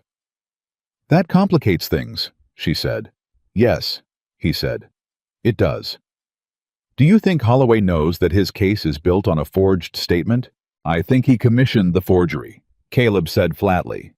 Or at the very least, he knew the man who acquired it wasn't a historical researcher. Then he's desperate, Elizabeth said. People who build their case on forged documents aren't confident. They're cornered. Or they're powerful enough to think it doesn't matter. He walked into your yard to show you a notice of intent, Elizabeth said. If he were that confident, he'd have filed already. He came to give you a chance to settle because he's not certain his case holds without pressure. Caleb looked at her for a long moment. You're very good at this, he said. I'm very good at reading situations where someone has power over me, and I need to figure out how much of it is real, Elizabeth said. I've had a lot of practice. The mountains were coming back into view ahead of them, rising blue-gray against the sky, the valley hidden behind them as always, invisible to anyone who didn't know to look. They arrived back at the estate in the last hour of daylight. Samuel was waiting at the gate. That alone told Elizabeth something was wrong. Samuel Cole did not wait at gates. Samuel Cole was always in the middle of doing something, and if he needed to talk to you, he found you wherever the work was. He came to the wagon before Caleb had fully pulled up. We have a problem, he said. Caleb set the brake. What kind? Holloway's man, the land agent who came through last spring. Peters, his name is. Samuel's voice was flat and deliberate. He's been on this estate, today, while you were gone. Elizabeth felt the cold move through her that has nothing to do with the weather. What did he do? Caleb said. Wrote in claiming he had questions about a boundary marker on the east fence. Jake let him in. Jake didn't know he's been here 8 months. He doesn't know Peters's face. Samuel's jaw was tight. He was in the yard for 2 hours, talked to 3 of the hands, then he left. What did he talk to them about? Wages, Samuel said. Working conditions. Whether there'd been any changes since you got back. A pause. Whether there was a new woman running the household. Caleb went very still. He was building information, Elizabeth said. Both men looked at her. He wasn't here about a boundary marker, she said. He was here to assess what's changed, what resources are in play, whether I'm a factor. She looked at Caleb. Holloway knows you have a lawyer now, or he suspects it. He sent Peters to find out how strong your position has gotten. She's right, Samuel said without hesitation. Caleb climbed down from the wagon, stood in the yard for a moment with his hand on the horse's neck, doing the thinking that he did better when he was doing something physical at the same time. He knows Martha Pruitt talked to us, he said. Or he suspects it, Elizabeth said. It doesn't matter which. He'll act as if she did. Which means he'll accelerate the timeline. Caleb looked at Samuel. He won't wait 30 days. No, Samuel said. I don't think he will. The 3 of them stood in the yard as the light faded around them, and the evening sounds of the estate rose up, horses settling the last of the work calls from the barn. somewhere inside the house. Mrs. Cole moving in the kitchen, the ordinary sounds of an ordinary evening on land that someone very much wanted to take away. "We need to get to Helena," Caleb said, "before he files." "How long?" Elizabeth asked. 3 days' ride. Then we leave tomorrow morning. He looked at her. "You're coming." It was not a question this time. It was something else. Something that was also not an assumption, not an expectation. The statement of a man who has understood in the last 3 days what it means to have a partner. "I'm coming," Elizabeth said. "I'm the one who knows what Martha Pruitt said, and how she said it, and I'm the one who read those account ledgers, and I'm the one who—" She stopped herself, simplified. "Yes, I'm coming." Samuel made a sound that might, in a less dignified man, have been a laugh. "I'll have provisions ready by 5, he said, and went back to the barn. That night, after Thomas had gone to bed and Mrs. Cole had settled the house, Elizabeth sat in the study, alone with the documents spread around her. Not for the first time, but for the first time with a complete picture. The original agreement, the survey, the forged statement, the quarterly payments, the history between the Whitmore and Holloway families going back to a road contract before she was born. She was trying to find the thing she was missing, because there was always a thing you were missing. That was the first lesson of 7 years of survival on insufficient resources. You never saw everything at once, and the thing you didn't see was always the thing that mattered. She was still at the desk when she heard Caleb's footsteps in the hallway. He stopped at the study door, saw the light. He came in. He looked at the documents, at her, at the documents again. "You should sleep," he said. "In a while." She tapped the land agreement. "Your father's original filing. Who witnessed it?" Caleb came around to her side of the desk, looked at the signature line. "John Reardon," he said. "He was the Territorial Land Commissioner at the time." "Is he alive?" "He died in 1879. Who succeeded him?" Caleb looked at her with an expression that was sharp and alert and fully awake.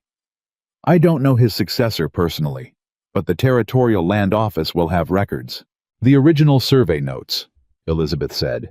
"Not just the final filing. The actual field notes from the day the work was done. Those would have been submitted to the Land Office." "They should be in the archive in Helena," Caleb said slowly. "Then that's the first place we go when we get there." She looked up at him. "Before the lawyer, before anything. If the original field notes from 40 years ago show the same boundary line as your father's filing, then Holloway's survey and Gerald Pruitt's alleged statement are both worthless. They can't contradict a 40-year-old government record." Caleb looked at her for a long moment. "If those notes exist," he said, "if they exist, Helena's archives are—" He paused. "Incomplete. Some of the early records were lost in a fire in 1875. Then we find out what survived." She held his gaze. "And we find it before Holloway does." He was quiet for a moment. Then he pulled up a chair and sat beside her at the desk, not across beside. And without ceremony, he picked up the original land agreement and started reading it again from the beginning, with fresh eyes looking for what they'd missed. Elizabeth looked at him sitting there, this man who had disguised himself as poor and built himself a life out of patience and principle and stubborn inherited integrity, who was now in real danger of losing everything his father had built, because a man with a grudge and a forger's help had spent 3 years constructing a trap, and she felt something shift in her chest. Not pity, not the soft feeling she'd been careful to keep at a distance. Anger. Clean, purposeful, operational anger. This was not going to happen. Not to this estate, not to the workers whose wages appeared in those ledgers, not to the widow who received her quarterly payment without fail. Not to Samuel Cole, who had been here 18 years and said boss, like it meant something. Not to Caleb Whitmore, who wore worn boots into a mercantile because he was afraid of being wanted for the wrong reasons. Not while Elizabeth Carter was sitting at this desk. "Here," she said, pointing to a clause in the original agreement. "Read this line." He leaned in, and they worked. The lamp burned low. The house settled into its nighttime sounds around them. Outside, the valley was dark and enormous, and theirs, and somewhere in the mountains to the south, Richard Holloway was already making his next move. He was moving fast, but so were they. They left before sunrise. Mrs. Cole had provisions packed, and waiting at the door, enough for 4 days organized with the efficiency of a woman who had been running a working household for 18 years and did not need to be told twice. She pressed a hand briefly to Elizabeth's arm as she passed and said nothing, and that said everything. Thomas was awake to see them off. He stood in the doorway in his coat still thin but standing straight with Samuel beside him, like a wall that happened to have opinions. "I want a report when you get back," Thomas said. "You'll get one," Elizabeth said. He looked at Caleb with the level gaze that had been making grown men recalibrate since he was 12 years old. "Take care of her." "We'll take care of each other," Caleb said. The same words he'd used on the first morning outside Willow Creek. Thomas remembered Elizabeth could see it in his face, the small recognition, the decision that this answer still held up. He stepped back. Samuel put a hand briefly on Caleb's shoulder, wordless, the gesture of a man who had watched this person grow from a boy into someone worth standing beside. And then they were moving the wagon, rolling out through the gate into the dark, and the estate fell behind them into the mountain morning. The road to Helena was 3 days in good conditions. Caleb pushed for 2.5. They didn't talk much on the first day. Not out of tension, out of the particular shared quiet of two people who have been working toward the same thing and don't need to fill the space between them. Elizabeth read through the documents again. The originals rolled carefully in her travel bag. Caleb drove and watched the road and thought in that internal way of his that she had learned to read as thinking rather than absence. On the afternoon of the first day, he said without preamble, "If the field notes are gone, if the fire took them, what's our position?" "Martha's testimony," Elizabeth said, "and the quarterly payments." "The payments don't speak to the boundary." "No, but they speak to character. They speak to the kind of man your father was and the kind of man you are, and that matters to a judge." She paused. "And Martha's testimony speaks directly to the forgery. If she testifies that Gerald explicitly told her he did not sign any statement about the Whitmore boundary, and Holloway produces a statement with Gerald's signature, that's not a land dispute anymore. That's fraud." Caleb was quiet for a moment. "Fraud is harder to prove than a boundary dispute." "Yes. But it's also harder to sustain when you're standing in front of a judge and the widow of the man whose signature you forged is in the same room." He drove in silence for a while. "You've been thinking about this longer than one night," he said. "Since the moment you put those documents on the desk," she said. He looked at her sideways. "Why?" The question surprised her enough that she answered it honestly, without the careful editing she usually applied. "Because it's wrong," she said. "What Holloway is doing. It's wrong in a way that has nothing to do with the land or the money, or even you specifically. He stole a dead man's name and used a widow's grief as cover and has been building a lie for 3 years. She looked at the road ahead. "I have very little patience for people who use other people's vulnerabilities as tools." Caleb said nothing, but something in him settled. She could feel it, the slight release of a tension she hadn't realized he was holding. Not relief that they had a strategy. Something quieter than that. Relief that she was angry for the right reasons. They made camp that first night on the south side of a long ridge, in a spot Caleb clearly knew from previous trips the logistics of it were too natural to be accidental. He had a small fire going while Elizabeth was still unpacking the provisions, and she didn't comment on the efficiency of it, just handed him his portion and sat down across the fire with her own. "Tell me about Helena," she said. "The land office specifically. Who runs it?" "Commissioner right now is a man named Arthur Graves. He's been in the position 4 years. Caleb turned his coffee cup in his hands. "He's not a Holloway man as far as I know, but he's careful, political. He's not going to want a scandal in his office. Which means if we find evidence of forgery, he'll be motivated to resolve it quickly. Or to bury it quickly." Elizabeth looked at him. "You think he'd protect Holloway?" "I think Arthur Graves protects Arthur Graves," Caleb said. He'll do the right thing, if the right thing is also the safe thing. We need to make sure it is. How? Caleb looked at the fire. There's a newspaper in Helena, the Territorial Record. The editor man named James Whitfield, he and my father were old friends. He's been running that paper for 20 years, and he is not afraid of powerful men. A pause. If we find what I think we're going to find in those archives, Whitfield needs to know about it. Elizabeth understood immediately. Public record, she said. Make it impossible to bury. Yes. She sat with that for a moment. You've been thinking about this longer than one night, too, she said. He looked at her across the fire. And for the first time, not the almost smile, not the careful warmth he'd been rationing out since Willow Creek, he smiled fully. A real smile, unhurried, that changed his whole face into something she hadn't seen yet. Since the moment you pulled up that chair, he said. Helena hit them on the morning of the third day, like a cold splash of everything that wasn't the valley. After 2 weeks on the estate, Elizabeth had forgotten what a city felt like, the density of people, the noise and commerce, the particular energy of a place that does not stop moving when the sun goes down. She noticed Caleb's posture change as they came in off the north road. Not uncomfortable exactly. Alert in a different way. The way of a man putting on a mode he doesn't use as his default. They went directly to the land office.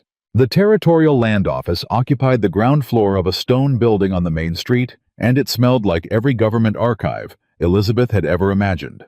Old paper ink, the particular dry mustiness of documents that have been filed and forgotten and outlasted the people who filed them.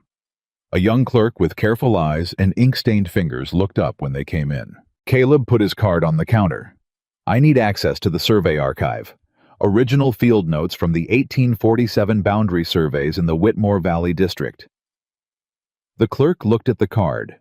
Looked up. That would be in the historical archive. Some of those records were damaged in the 1875 fire, Caleb said. I know. I need to know what survived. The clerk hesitated. Elizabeth put her hand on the counter. Not aggressively, just present. This is a matter of active legal dispute, she said with the precise, pleasant authority of a woman who has decided that confidence is a tool, and she is going to use it. We've come 3 days from the North Valley. We'd appreciate efficiency. The clerk looked at her, made a rapid assessment, decided. Give me 20 minutes, he said. The 20 minutes became 40, then an hour. They waited on a bench in the hallway while the clerk went into the back rooms of the archive. Caleb sat with his forearms on his knees. Elizabeth sat straight, her hands in her lap, watching the door. If it's gone, Caleb said quietly. It's not gone, she said. You don't know that. No. But I'm not going to sit here and plan for a version of events we can't do anything about. She looked at him.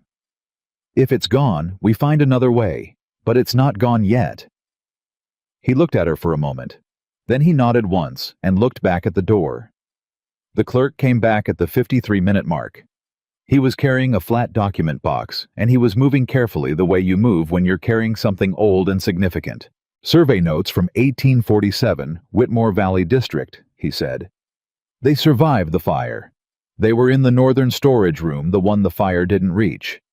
He set the box on the counter with the particular reverence of a man who has just realized what he's handling.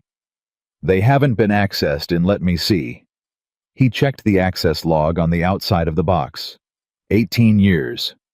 Caleb's hands were steady as he lifted the lid. Elizabeth leaned in beside him. The field notes were in the hand of a man who had written with precision and without flourish. A working surveyor's notes, not a document prepared for display. Measurements bearing marks, reference points. The kind of record that cannot be made to say something other than what it says because it was never trying to say anything at all. Just numbers. Just the land as it was on a specific day in 1847. Caleb found the south boundary entry. His finger went to the coordinate line. He read it again. Looked up at Elizabeth. She had already read it. The number was clear.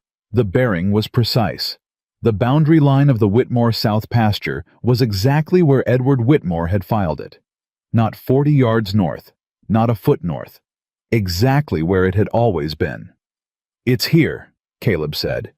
His voice was level, but his jaw was tight with something that wasn't anger and wasn't relief, and was both of those things at once. "It's all here." Elizabeth turned to the clerk. "We need certified copies of these notes, today. All pages relating to the Whitmore Valley South boundary." The clerk was already reaching for his copy stamp. "Yes, ma'am." From the land office, they went to the lawyer. His name was Henry Cass, and Caleb had already sent word ahead, a message dispatched 3 days ago by the same courier service that had carried his word to the estate before they left Willow Creek. Cass was waiting for them in his office on the second floor above the bank, a thin man of about 60, with the kind of organized mind that expressed itself in a very clean desk. Caleb laid the certified field notes in front of him. Cass read them. His expression did not change, but something in his posture did. He sat back in his chair. "This is straightforward," he said. "Tell me," Caleb said. "Holloway's survey contradicts a 40-year-old government record. His witness statement, even if authentic, contradicts the same record. A judge is going to look at the 1847 field notes and look at Holloway's 1883 survey and ask a very simple question. Why should I trust a privately commissioned survey over a government record from the original filing?" Cass folded his hands. He has no good answer for that question. "He'll say the original survey was wrong," Elizabeth said. Cass looked at her with the attentive sharpness of a man recalibrating his understanding of the meeting. "Yes. And the opposing counsel, which will be me, will point out that if the original government survey was wrong, the error has gone unchallenged for 40 years, that no complaint was filed at the time, and that the only person who has ever claimed it was wrong is the man who stands to profit from that claim." "And Martha Pruitt," Elizabeth said. "She'll testify that her husband told her explicitly he did not sign any statement about the Whitmore South line." Cass was very still for a moment. "You have a witness willing to testify to the forgery?" "Yes." "Then this isn't just a boundary dispute," Cass said quietly. "This is fraud." "That's what I said," Elizabeth said. Caleb looked at her. She kept her eyes on Cass. "File an injunction," Caleb said. "Stop Holloway from filing his claim until this can be heard properly." "I'll have it drafted today," Cass said. He was already pulling paper toward him. "Holloway's going to fight this. He has money and he has connections in this district." "I know," Caleb said. "He's going to make it personal. He's going to go after your reputation. The story about you posing as—" Cass paused delicately. "About your time in Willow Creek. He'll use that to suggest deceptive character." The room was briefly very quiet.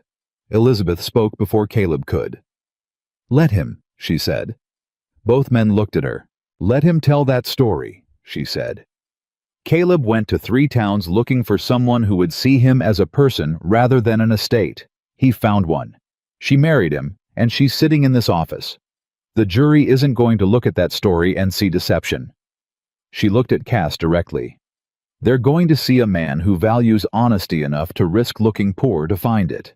That's not a liability. That's character. Let Holloway try to turn it into one. Cass looked at her for a long moment. "Mrs. Whitmore," he said, "were you a lawyer in a previous life?" "I was a seamstress," Elizabeth said. "We developed transferable skills."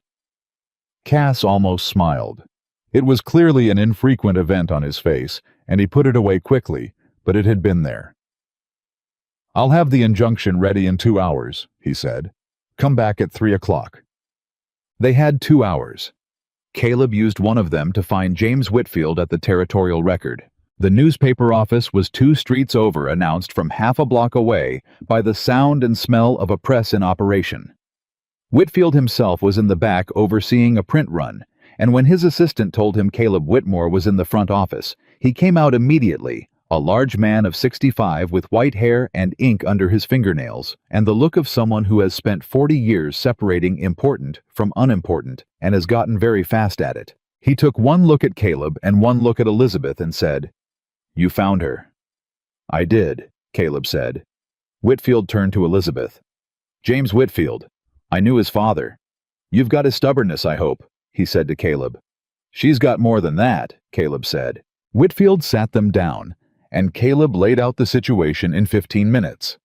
The claim, the forgery, the field notes Martha Pruitt, the injunction being drafted 2 streets over.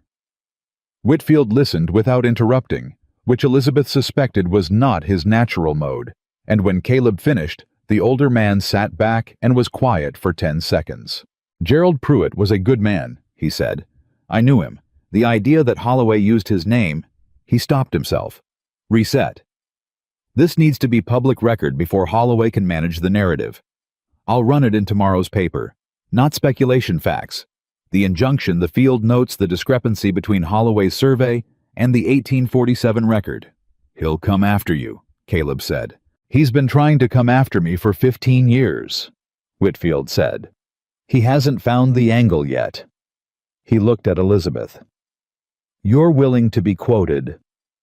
Yes, Elizabeth said.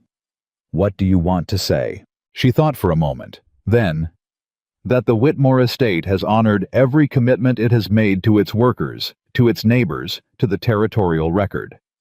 And that Richard Holloway has built a legal claim on a document that a dead man's widow will swear her husband never signed. Print that. Whitfield wrote it down word for word. He looked up. Mrs. Whitmore, what did you do before you came to the valley? I kept my family alive, she said simply. He held her gaze for a moment. Then he nodded once, the nod of a man who has heard exactly what he needed to hear. Good, he said. That'll be in the paper too. And the injunction was filed at 4 o'clock. They were on the road back north by 5. The ride out of Helena was different from the ride in. Elizabeth could feel the difference in her own body. Not relaxation exactly, because the fight was not over, but the release of the particular tension that comes before you act, the waiting tension. That was gone now. They had acted. The injunction existed.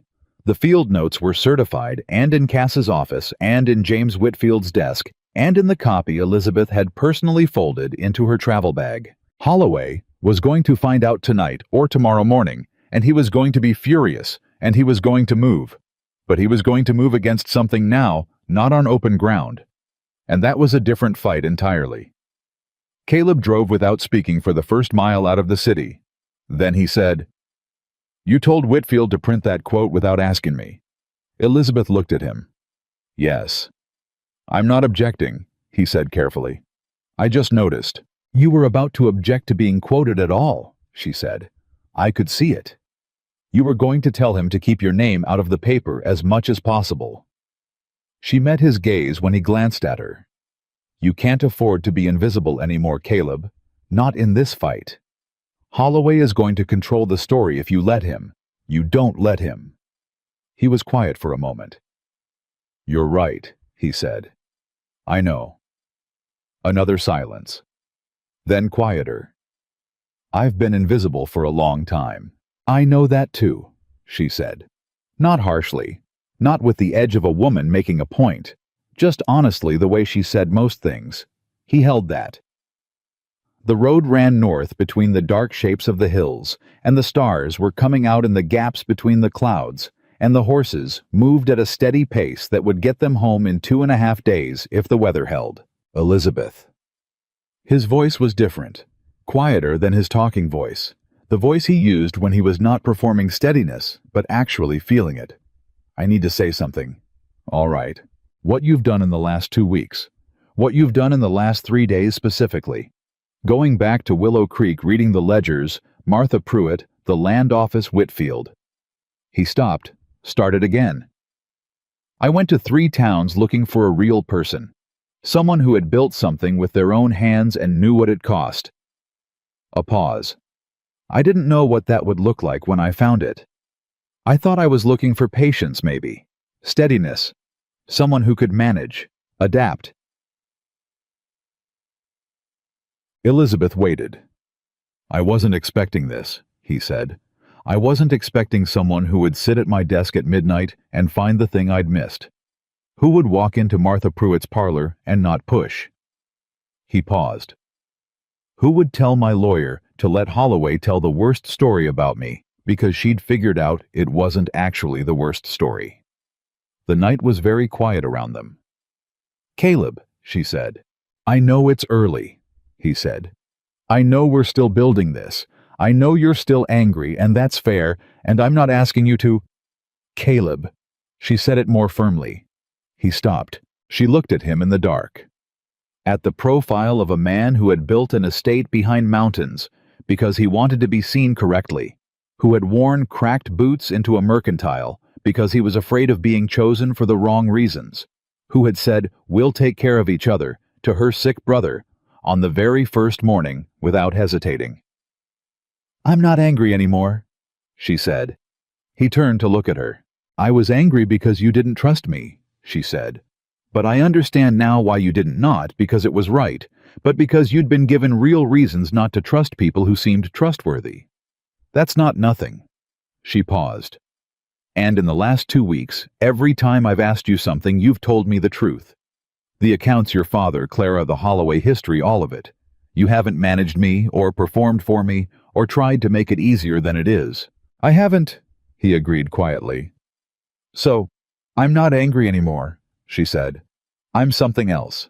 She looked back at the road. "I don't have a clean name for it yet, but it's not anger." He was quiet for a long moment. "All right," he said, soft, careful, like he was handling something that deserved that kind of care. "Don't make it into more than I said," she warned. "I won't." "Good." They rode in silence for a while. The good kind.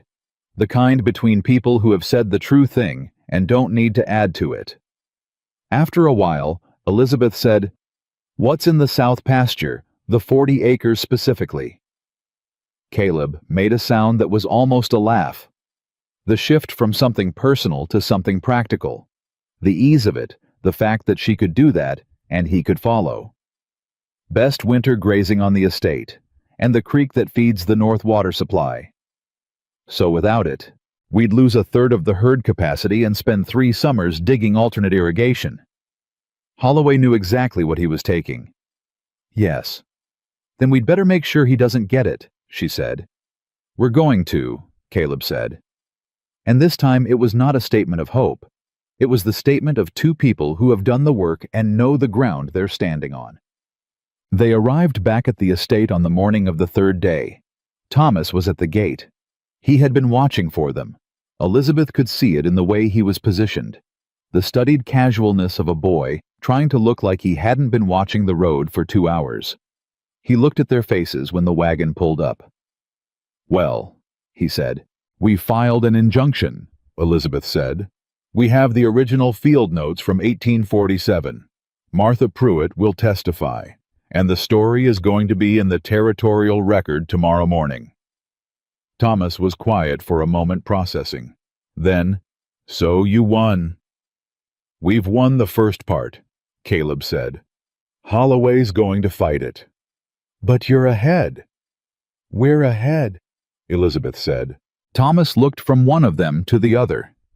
Whatever he saw in the space between them, in the way they sat on that bench, in the particular ease of 2 people who have been through something together and come out the other side, made him do something with his face that he tried to suppress and didn't entirely manage.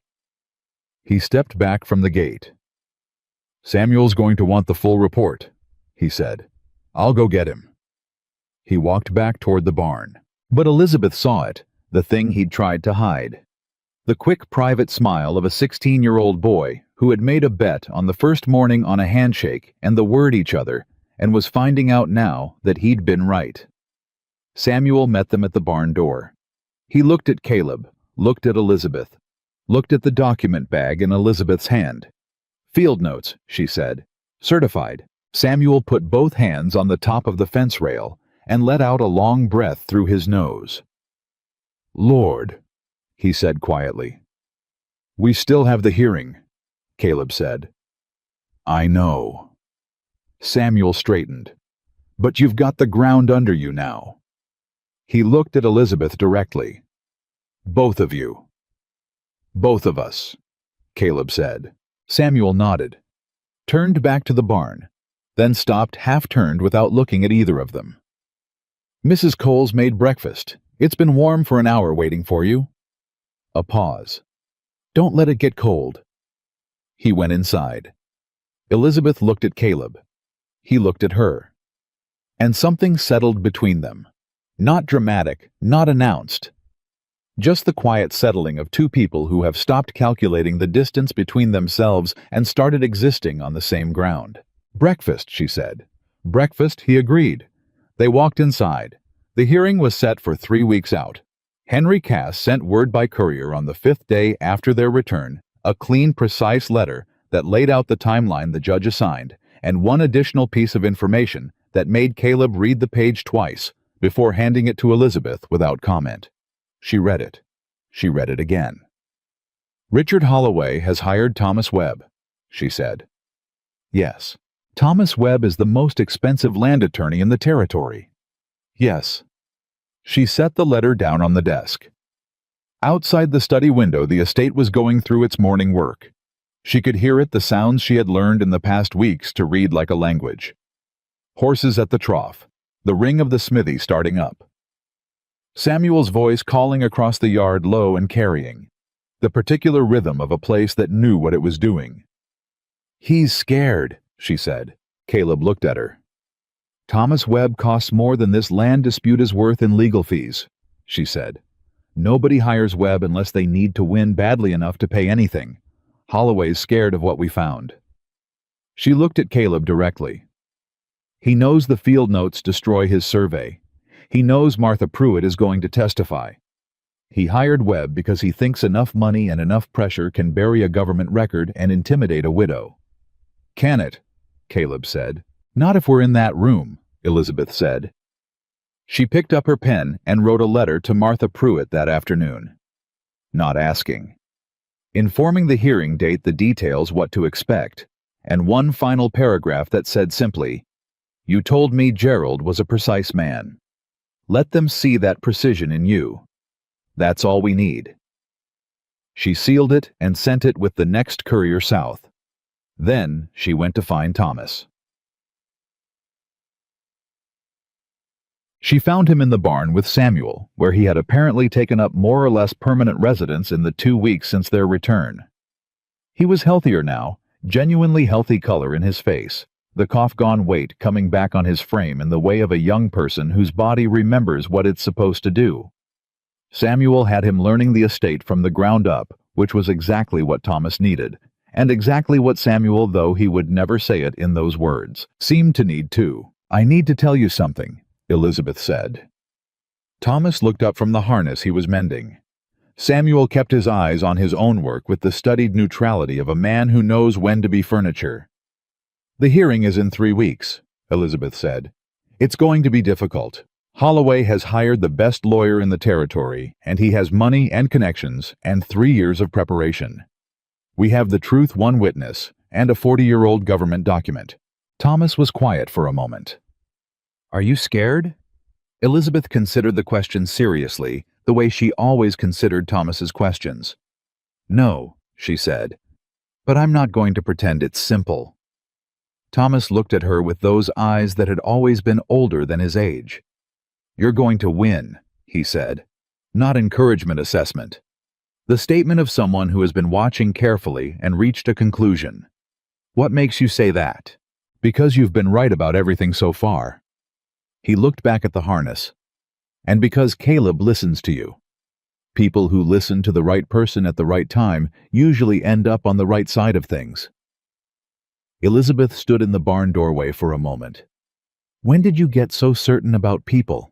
she said. Thomas shrugged, but she could see the corner of his mouth. "I watched you my whole life," he said. "I learned from a good source." She left before he could see her face do the thing it was doing. The 3 weeks moved fast and slow, simultaneously fast in terms of preparation, which was relentless, and slow in the way that time moves when you are waiting for something you cannot control to arrive. Cass came to the estate for 2 days in the 2nd week. He sat with Caleb and Elizabeth in the study, and they went through the case from every angle, not just the documents, but the story, the way it would be told in that courtroom, the places where Webb would attack and what the truthful answer to every attack was. Webb was going to argue that the 1847 field notes were themselves inaccurate. Cass had anticipated this. They had a response. Webb was going to argue that Gerald Pruitt's statement was authentic and that Martha's testimony was the grief-clouded recollection of a woman misremembering a conversation from 8 years ago.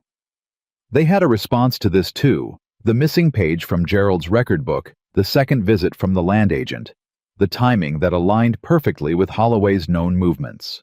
Webb was going to argue, as Elizabeth had predicted, that Caleb's deliberate concealment of his identity and wealth in Willow Creek demonstrated a pattern of deception that made him an unreliable party. Cass had tried to prepare a careful, lawyerly response to this one. Elizabeth had looked at the prepared response and set it aside. "Let me answer that one," she said. Cass looked at her. Mrs. Whitmore testimony from a spouse carries, "I'm not going to testify," she said. "I'm going to be in that room. Let Webb make the argument. Let him look at me sitting next to Caleb and explain to a judge why a man who disguised himself to find someone who would choose him honestly is more deceptive than a man who used a dead man's signature to steal land." She held Cass's gaze. "That's not a legal argument. That's a human one, and judges are human." Cass was quiet for a moment. "She's right," Caleb said. "She frequently is," Cass said with the dry economy of a man who has revised his opinions about this case several times over the past 2 weeks and has stopped being surprised by it. "All right, we'll let that one breathe." Done. The night before they left for Helena, Elizabeth couldn't sleep. Not from fear, she had established that clearly to herself in the first weeks on the estate. Fear was not the primary thing she felt about any of this. What she felt was the particular alertness of someone who has done everything they can do and is waiting for the moment when the doing becomes real. She got up, went downstairs, made tea. She was standing at the kitchen with her cup when she heard Caleb's footsteps on the stairs. He appeared in the kitchen doorway dressed clearly, also not having slept. They looked at each other. "Tea," she said. "Please," he said.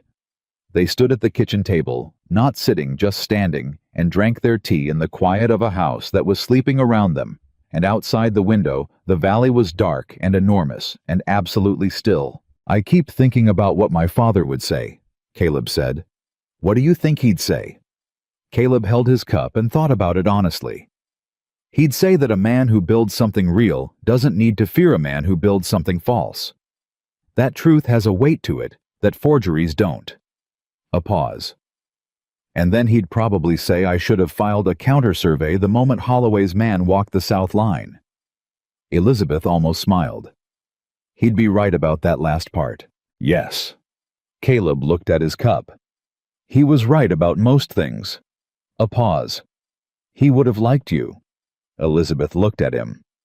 "He had no patience for people who couldn't think under pressure," Caleb said. "And he had tremendous respect for people who could.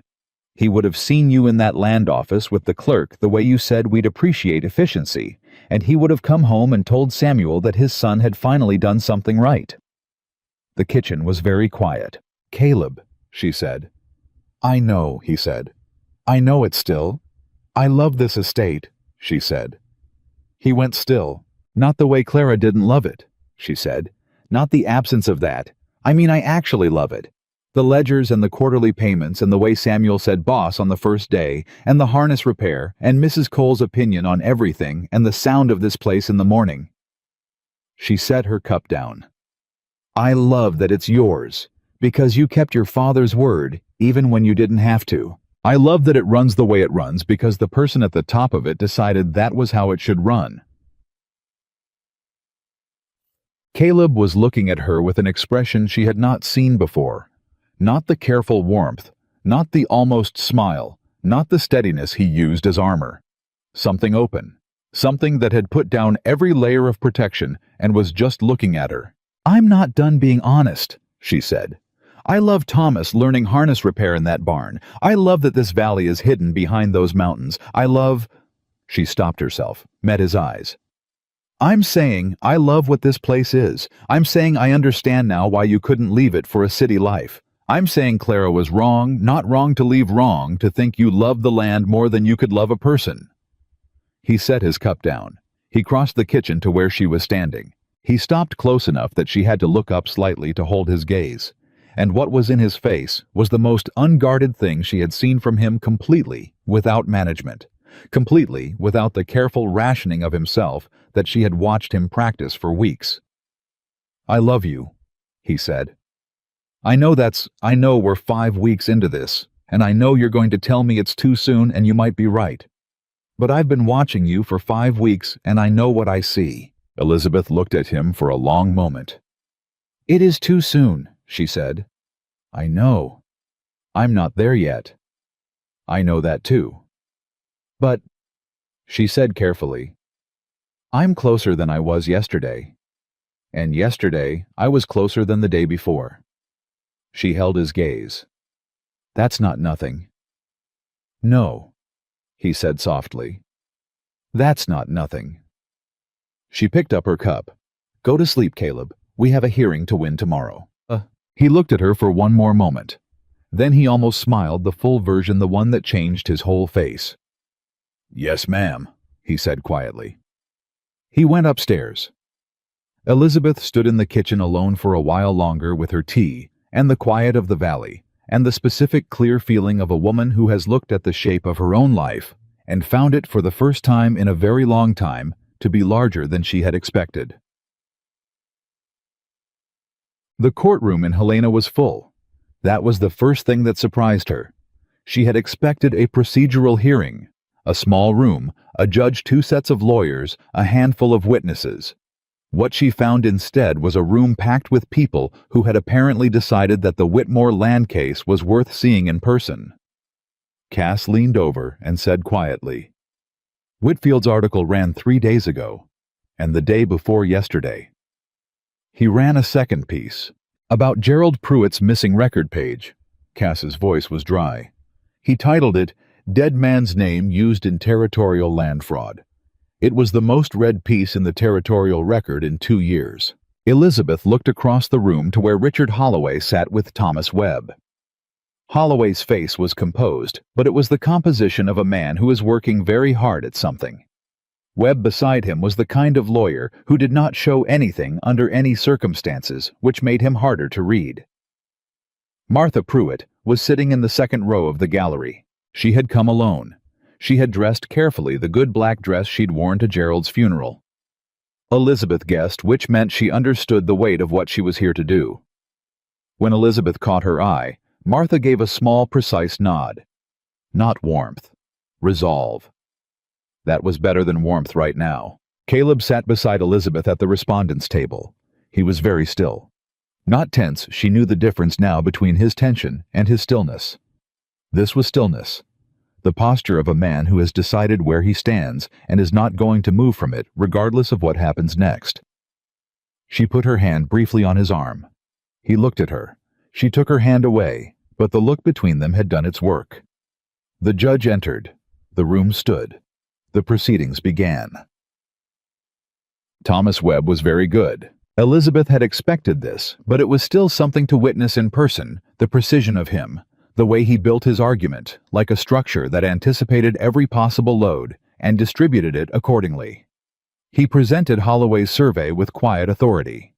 He introduced the witness statement with Gerald Pruitt's signature, with the careful gravity of a man handling evidence he knows is real. He spoke about the Whitmore boundary, not as a theft, but as a correction. A 40-year-old error finally being addressed, a record finally being set straight. He was persuasive. Not because he was dishonest, but because he was skilled. And skilled, people can make persuasive arguments about things that aren't true. The judge, a man named Douglas Holt, 60 years old, with a face that had been listening to arguments for 30 years, and had learned to remain entirely neutral, while doing so, listened without expression. Then Cass stood up. He put the certified 1847 field notes on the judge's bench. He walked through them line by line.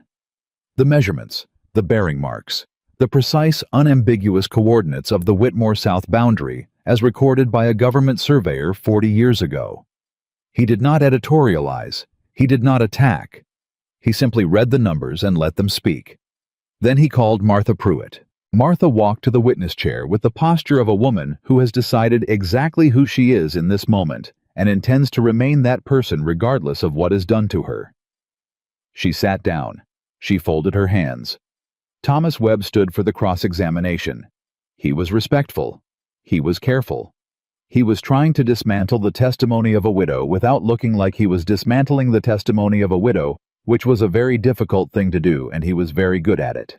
"Mrs. Pruitt," he said, "the conversation you're describing your husband telling you he had not signed any statement, this was 8 years ago. Is it possible you're misremembering the specifics?" "No," Martha said. "Memory is imperfect, Mrs. Pruitt, particularly over Gerald Pruitt," Martha said with great precision.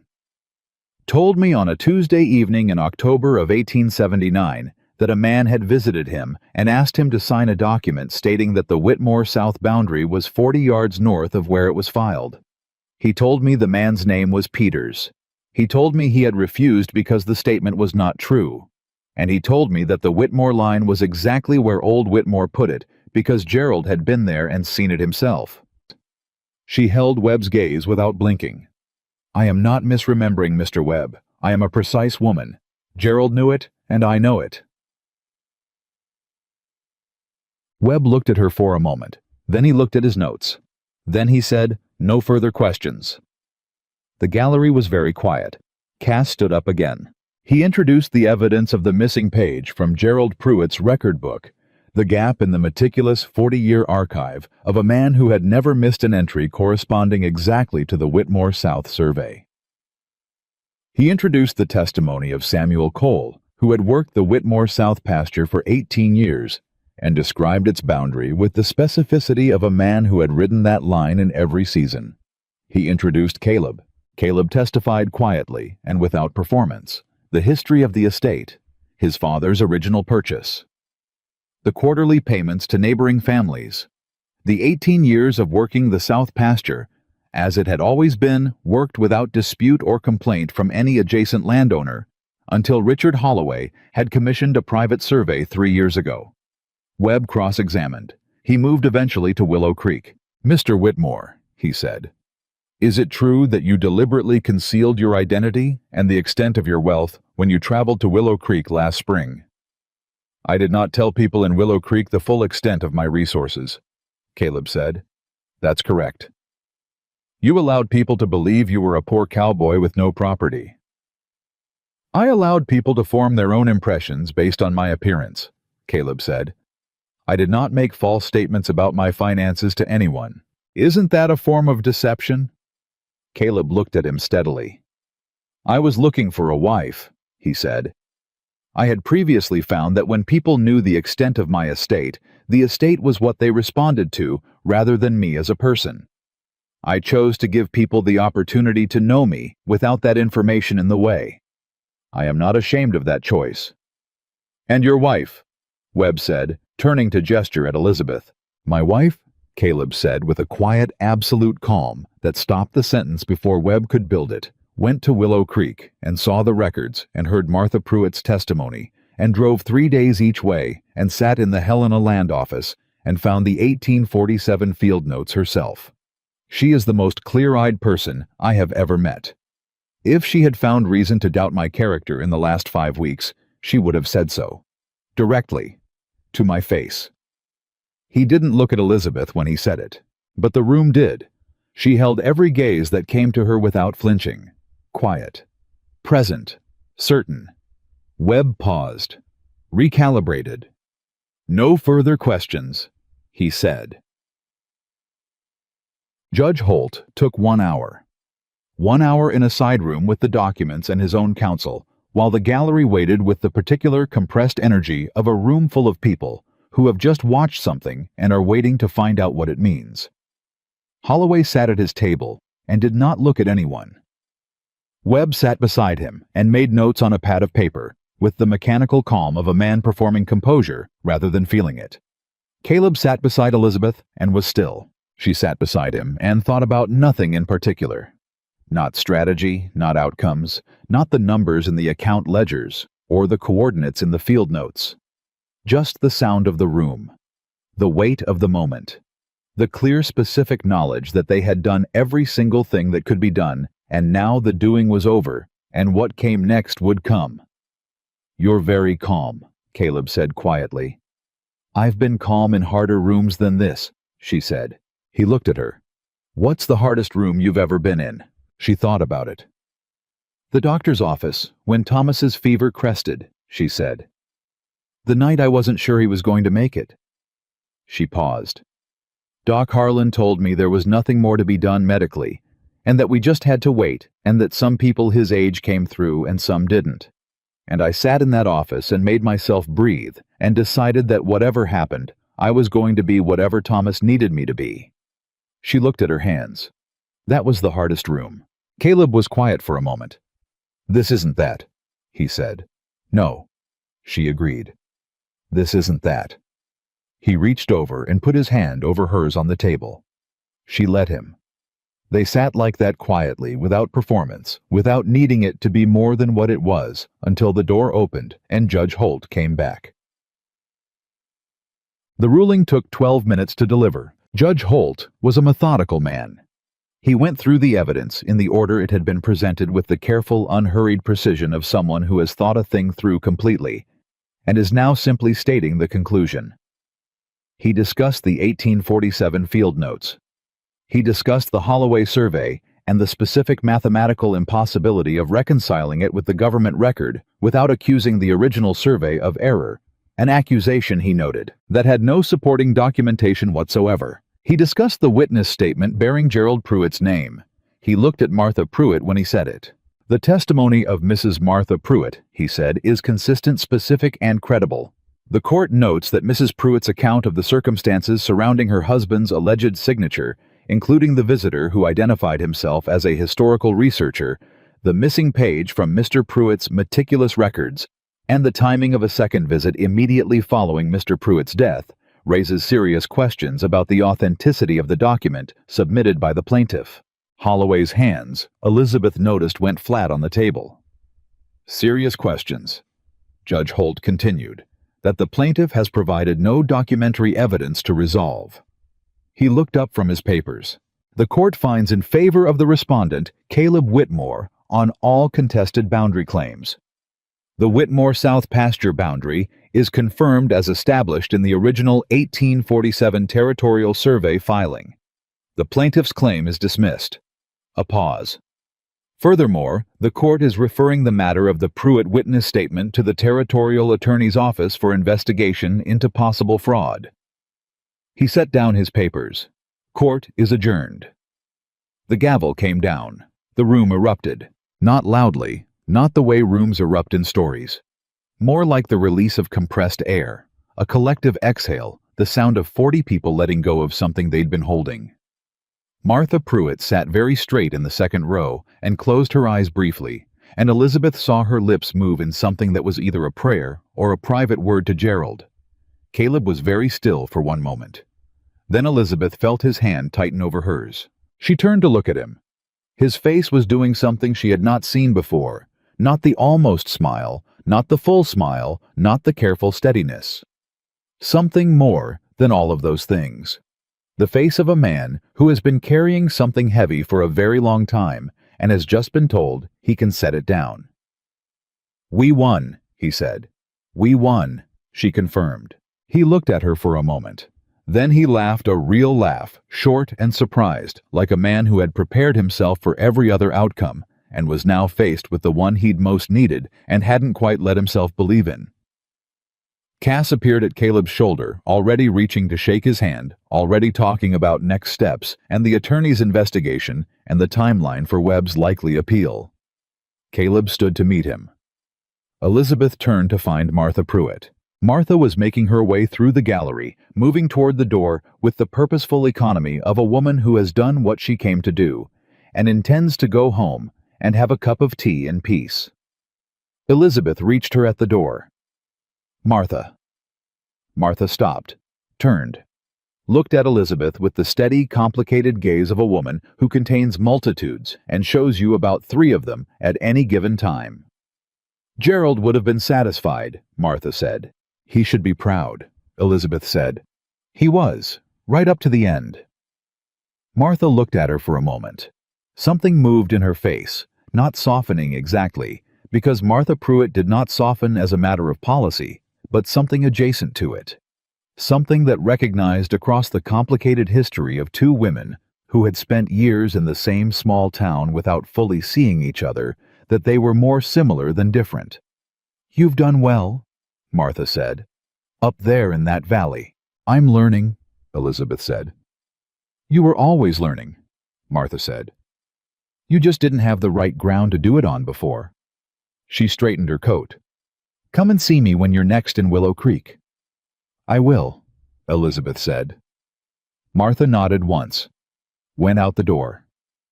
Elizabeth stood in the doorway for a moment and felt the specific satisfaction of a thing that has been made right after being wrong for a long time. They were on the road north by mid-afternoon. Holloway had not spoken to them. He had walked out of the courtroom with Webb beside him, and his face had been the face of a man who has lost something he cannot afford to have lost, and is already calculating what comes next. Elizabeth had watched him go, and felt no triumph about it, only the clear factual recognition that this was not entirely over. The attorney's investigation would take months. Webb would likely file an appeal. Holloway was not a man who accepted defeat quietly, but the ground was theirs. The boundary was confirmed. The estate stood. Everything else was manageable. She said as much to Caleb as they cleared the city, and the mountains came back into view ahead of them. He listened. Then, "You're already thinking about the appeal." "Someone has to." He looked at her sideways. "Can you not do that for one day?" She looked at him. "Are you asking me to rest on something?" "I'm asking you to let today be what it is," he said. "Just today. The appeal can start tomorrow." Elizabeth considered this. "All right," she said. "One day." "Thank you." "Don't push it," she said. But there was no edge in it. He almost smiled. Then the full version. Then he looked back at the road, and she looked at the mountains ahead of them, and they rode in the good silence that had been building between them for 5 weeks, the silence of people who have earned each other. The road climbed north. The mountains grew. At some point in the second hour of riding, Elizabeth said, "I'm going to need a bigger sewing room." Caleb glanced at her. "I thought we cleared that storage room." "We did. But if I'm going to take in work from Helena, which I intend to do, I have contacts there now. I'll need more space and better light." "You're going to keep working," he said. Not a question. Trying to understand the shape of what she was saying. "I'm going to keep working," she confirmed. "This is your estate, Caleb. It'll be ours in time, I mean that. But I need my own thing too. My own contribution. Not management of the household and not decoration. Work." He was quiet for a moment. "The east room on the second floor," he said. 3 windows. Better light than anything downstairs." She looked at him. "It was my father's study," he said. "I've been using it for storage for 5 years because I couldn't decide what to do with it." He looked at her directly. "I think I know now." She sat with that for a moment, with the particular weight of being given the room that has been waiting unused because it needed a purpose. "All right," she said quietly. He nodded, looked back at the road. Neither of them said anything else about it. They didn't need to. They reached the estate on the morning of the 3rd day. The gate was open when they rode in, which meant Samuel had been watching the road, or more likely Thomas had been watching the road and had run to tell Samuel, and Samuel had gone to open the gate with the unhurried dignity of a man who was not going to run anywhere and was not going to pretend he had. Thomas was waiting in the yard. He looked at their faces. He had always been able to read her face. Thomas had been doing it since he was small, the particular attentiveness of a child who learned early that the face of the person responsible for your survival was worth paying close attention to. He read what was there. "You won," he said. "We won," Caleb said. Thomas looked from one of them to the other with that too-sharp gaze of his. And then he did something he hadn't done since he was about 12 years old, and had decided he was too old for it. He crossed the yard and put his arms around his sister and held on. Elizabeth held him back. Hard. With the specific wordless gratitude of a woman who has spent 7 years making sure this person survived to become the person he was becoming. Who had said yes to a stranger with worn boots and a gold coin because this person's life depended on it, and had found on the other side of that, yes, something she had not known to look for. She felt Caleb move away from them quietly toward Samuel, giving them the moment. That consideration, that reading of what a moment needed, was so characteristic of him that it made her chest do the complicated thing it had been doing more frequently over the past weeks. Thomas stepped back, looked at her. His eyes were bright, which he was ignoring with every tool available to a 16-year-old boy. "Samuel's been teaching me the south pasture fence line," he said, his voice perfectly steady. "All of it." "Good," she said. "You'll need to know it." He nodded once, squared his shoulders, went to find Samuel with the purposeful stride of someone who has things to learn and intends to learn them. Elizabeth stood in the yard alone for a moment. The estate moved around her with its familiar sounds. Horses, cattle, the smithy. The voices of people who had spent years building something here and were going to keep building it. The mountains on 3 sides holding the valley in the way they always had, unchanged by legal proceedings or land fraud or anything the territory had tried to put against them. Caleb came back to stand beside her. They looked at the valley together. "We should check the south fence," she said. "Tomorrow," he said. "The ledgers need updating." "Tomorrow." She looked at him. "You told me one day." "We have until sundown," he said. "Let me have until sundown." She looked at the estate around them, at everything that was theirs, not hers, not his, but the particular kind of shared that is built slowly and means more for the slowness of its building. She thought about a worn coat and cracked boots and a gold coin spinning on a counter in a mercantile, in a town that had underestimated everyone it ever looked at.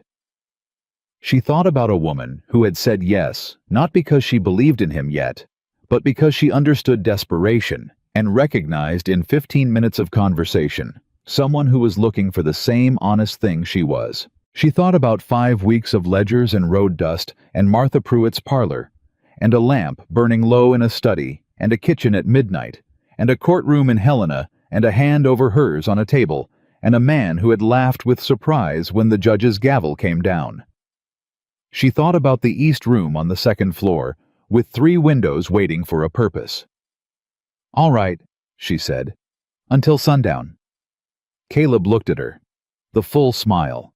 The one that changed everything. And Elizabeth Carter Whitmore stood in the yard of the Hidden Valley estate, with the Montana sky enormous above her, and understood with the clear and certain knowledge of a woman who has spent her whole life knowing exactly what things cost and exactly what they were worth, that she was exactly where she was supposed to be. Not because of the land, not because of the stone walls, or the barns, or the green impossible pastures, or any of the things that Richard Holloway had tried so hard to take. Because some people build their homes out of stone and timber and money and inherited acres, and some people build them out of something that cannot be surveyed or forged or stolen by any man with a lawyer and a plan. And what Caleb Whitmore had built in the end was not an estate. It was a life that was finally large enough for 2 people who had spent too long making themselves small. And Elizabeth had walked into it with nothing but her own clear eyes and her seamstress's hands, and the specific unbreakable knowledge of what it meant to build something real, and she had made it home.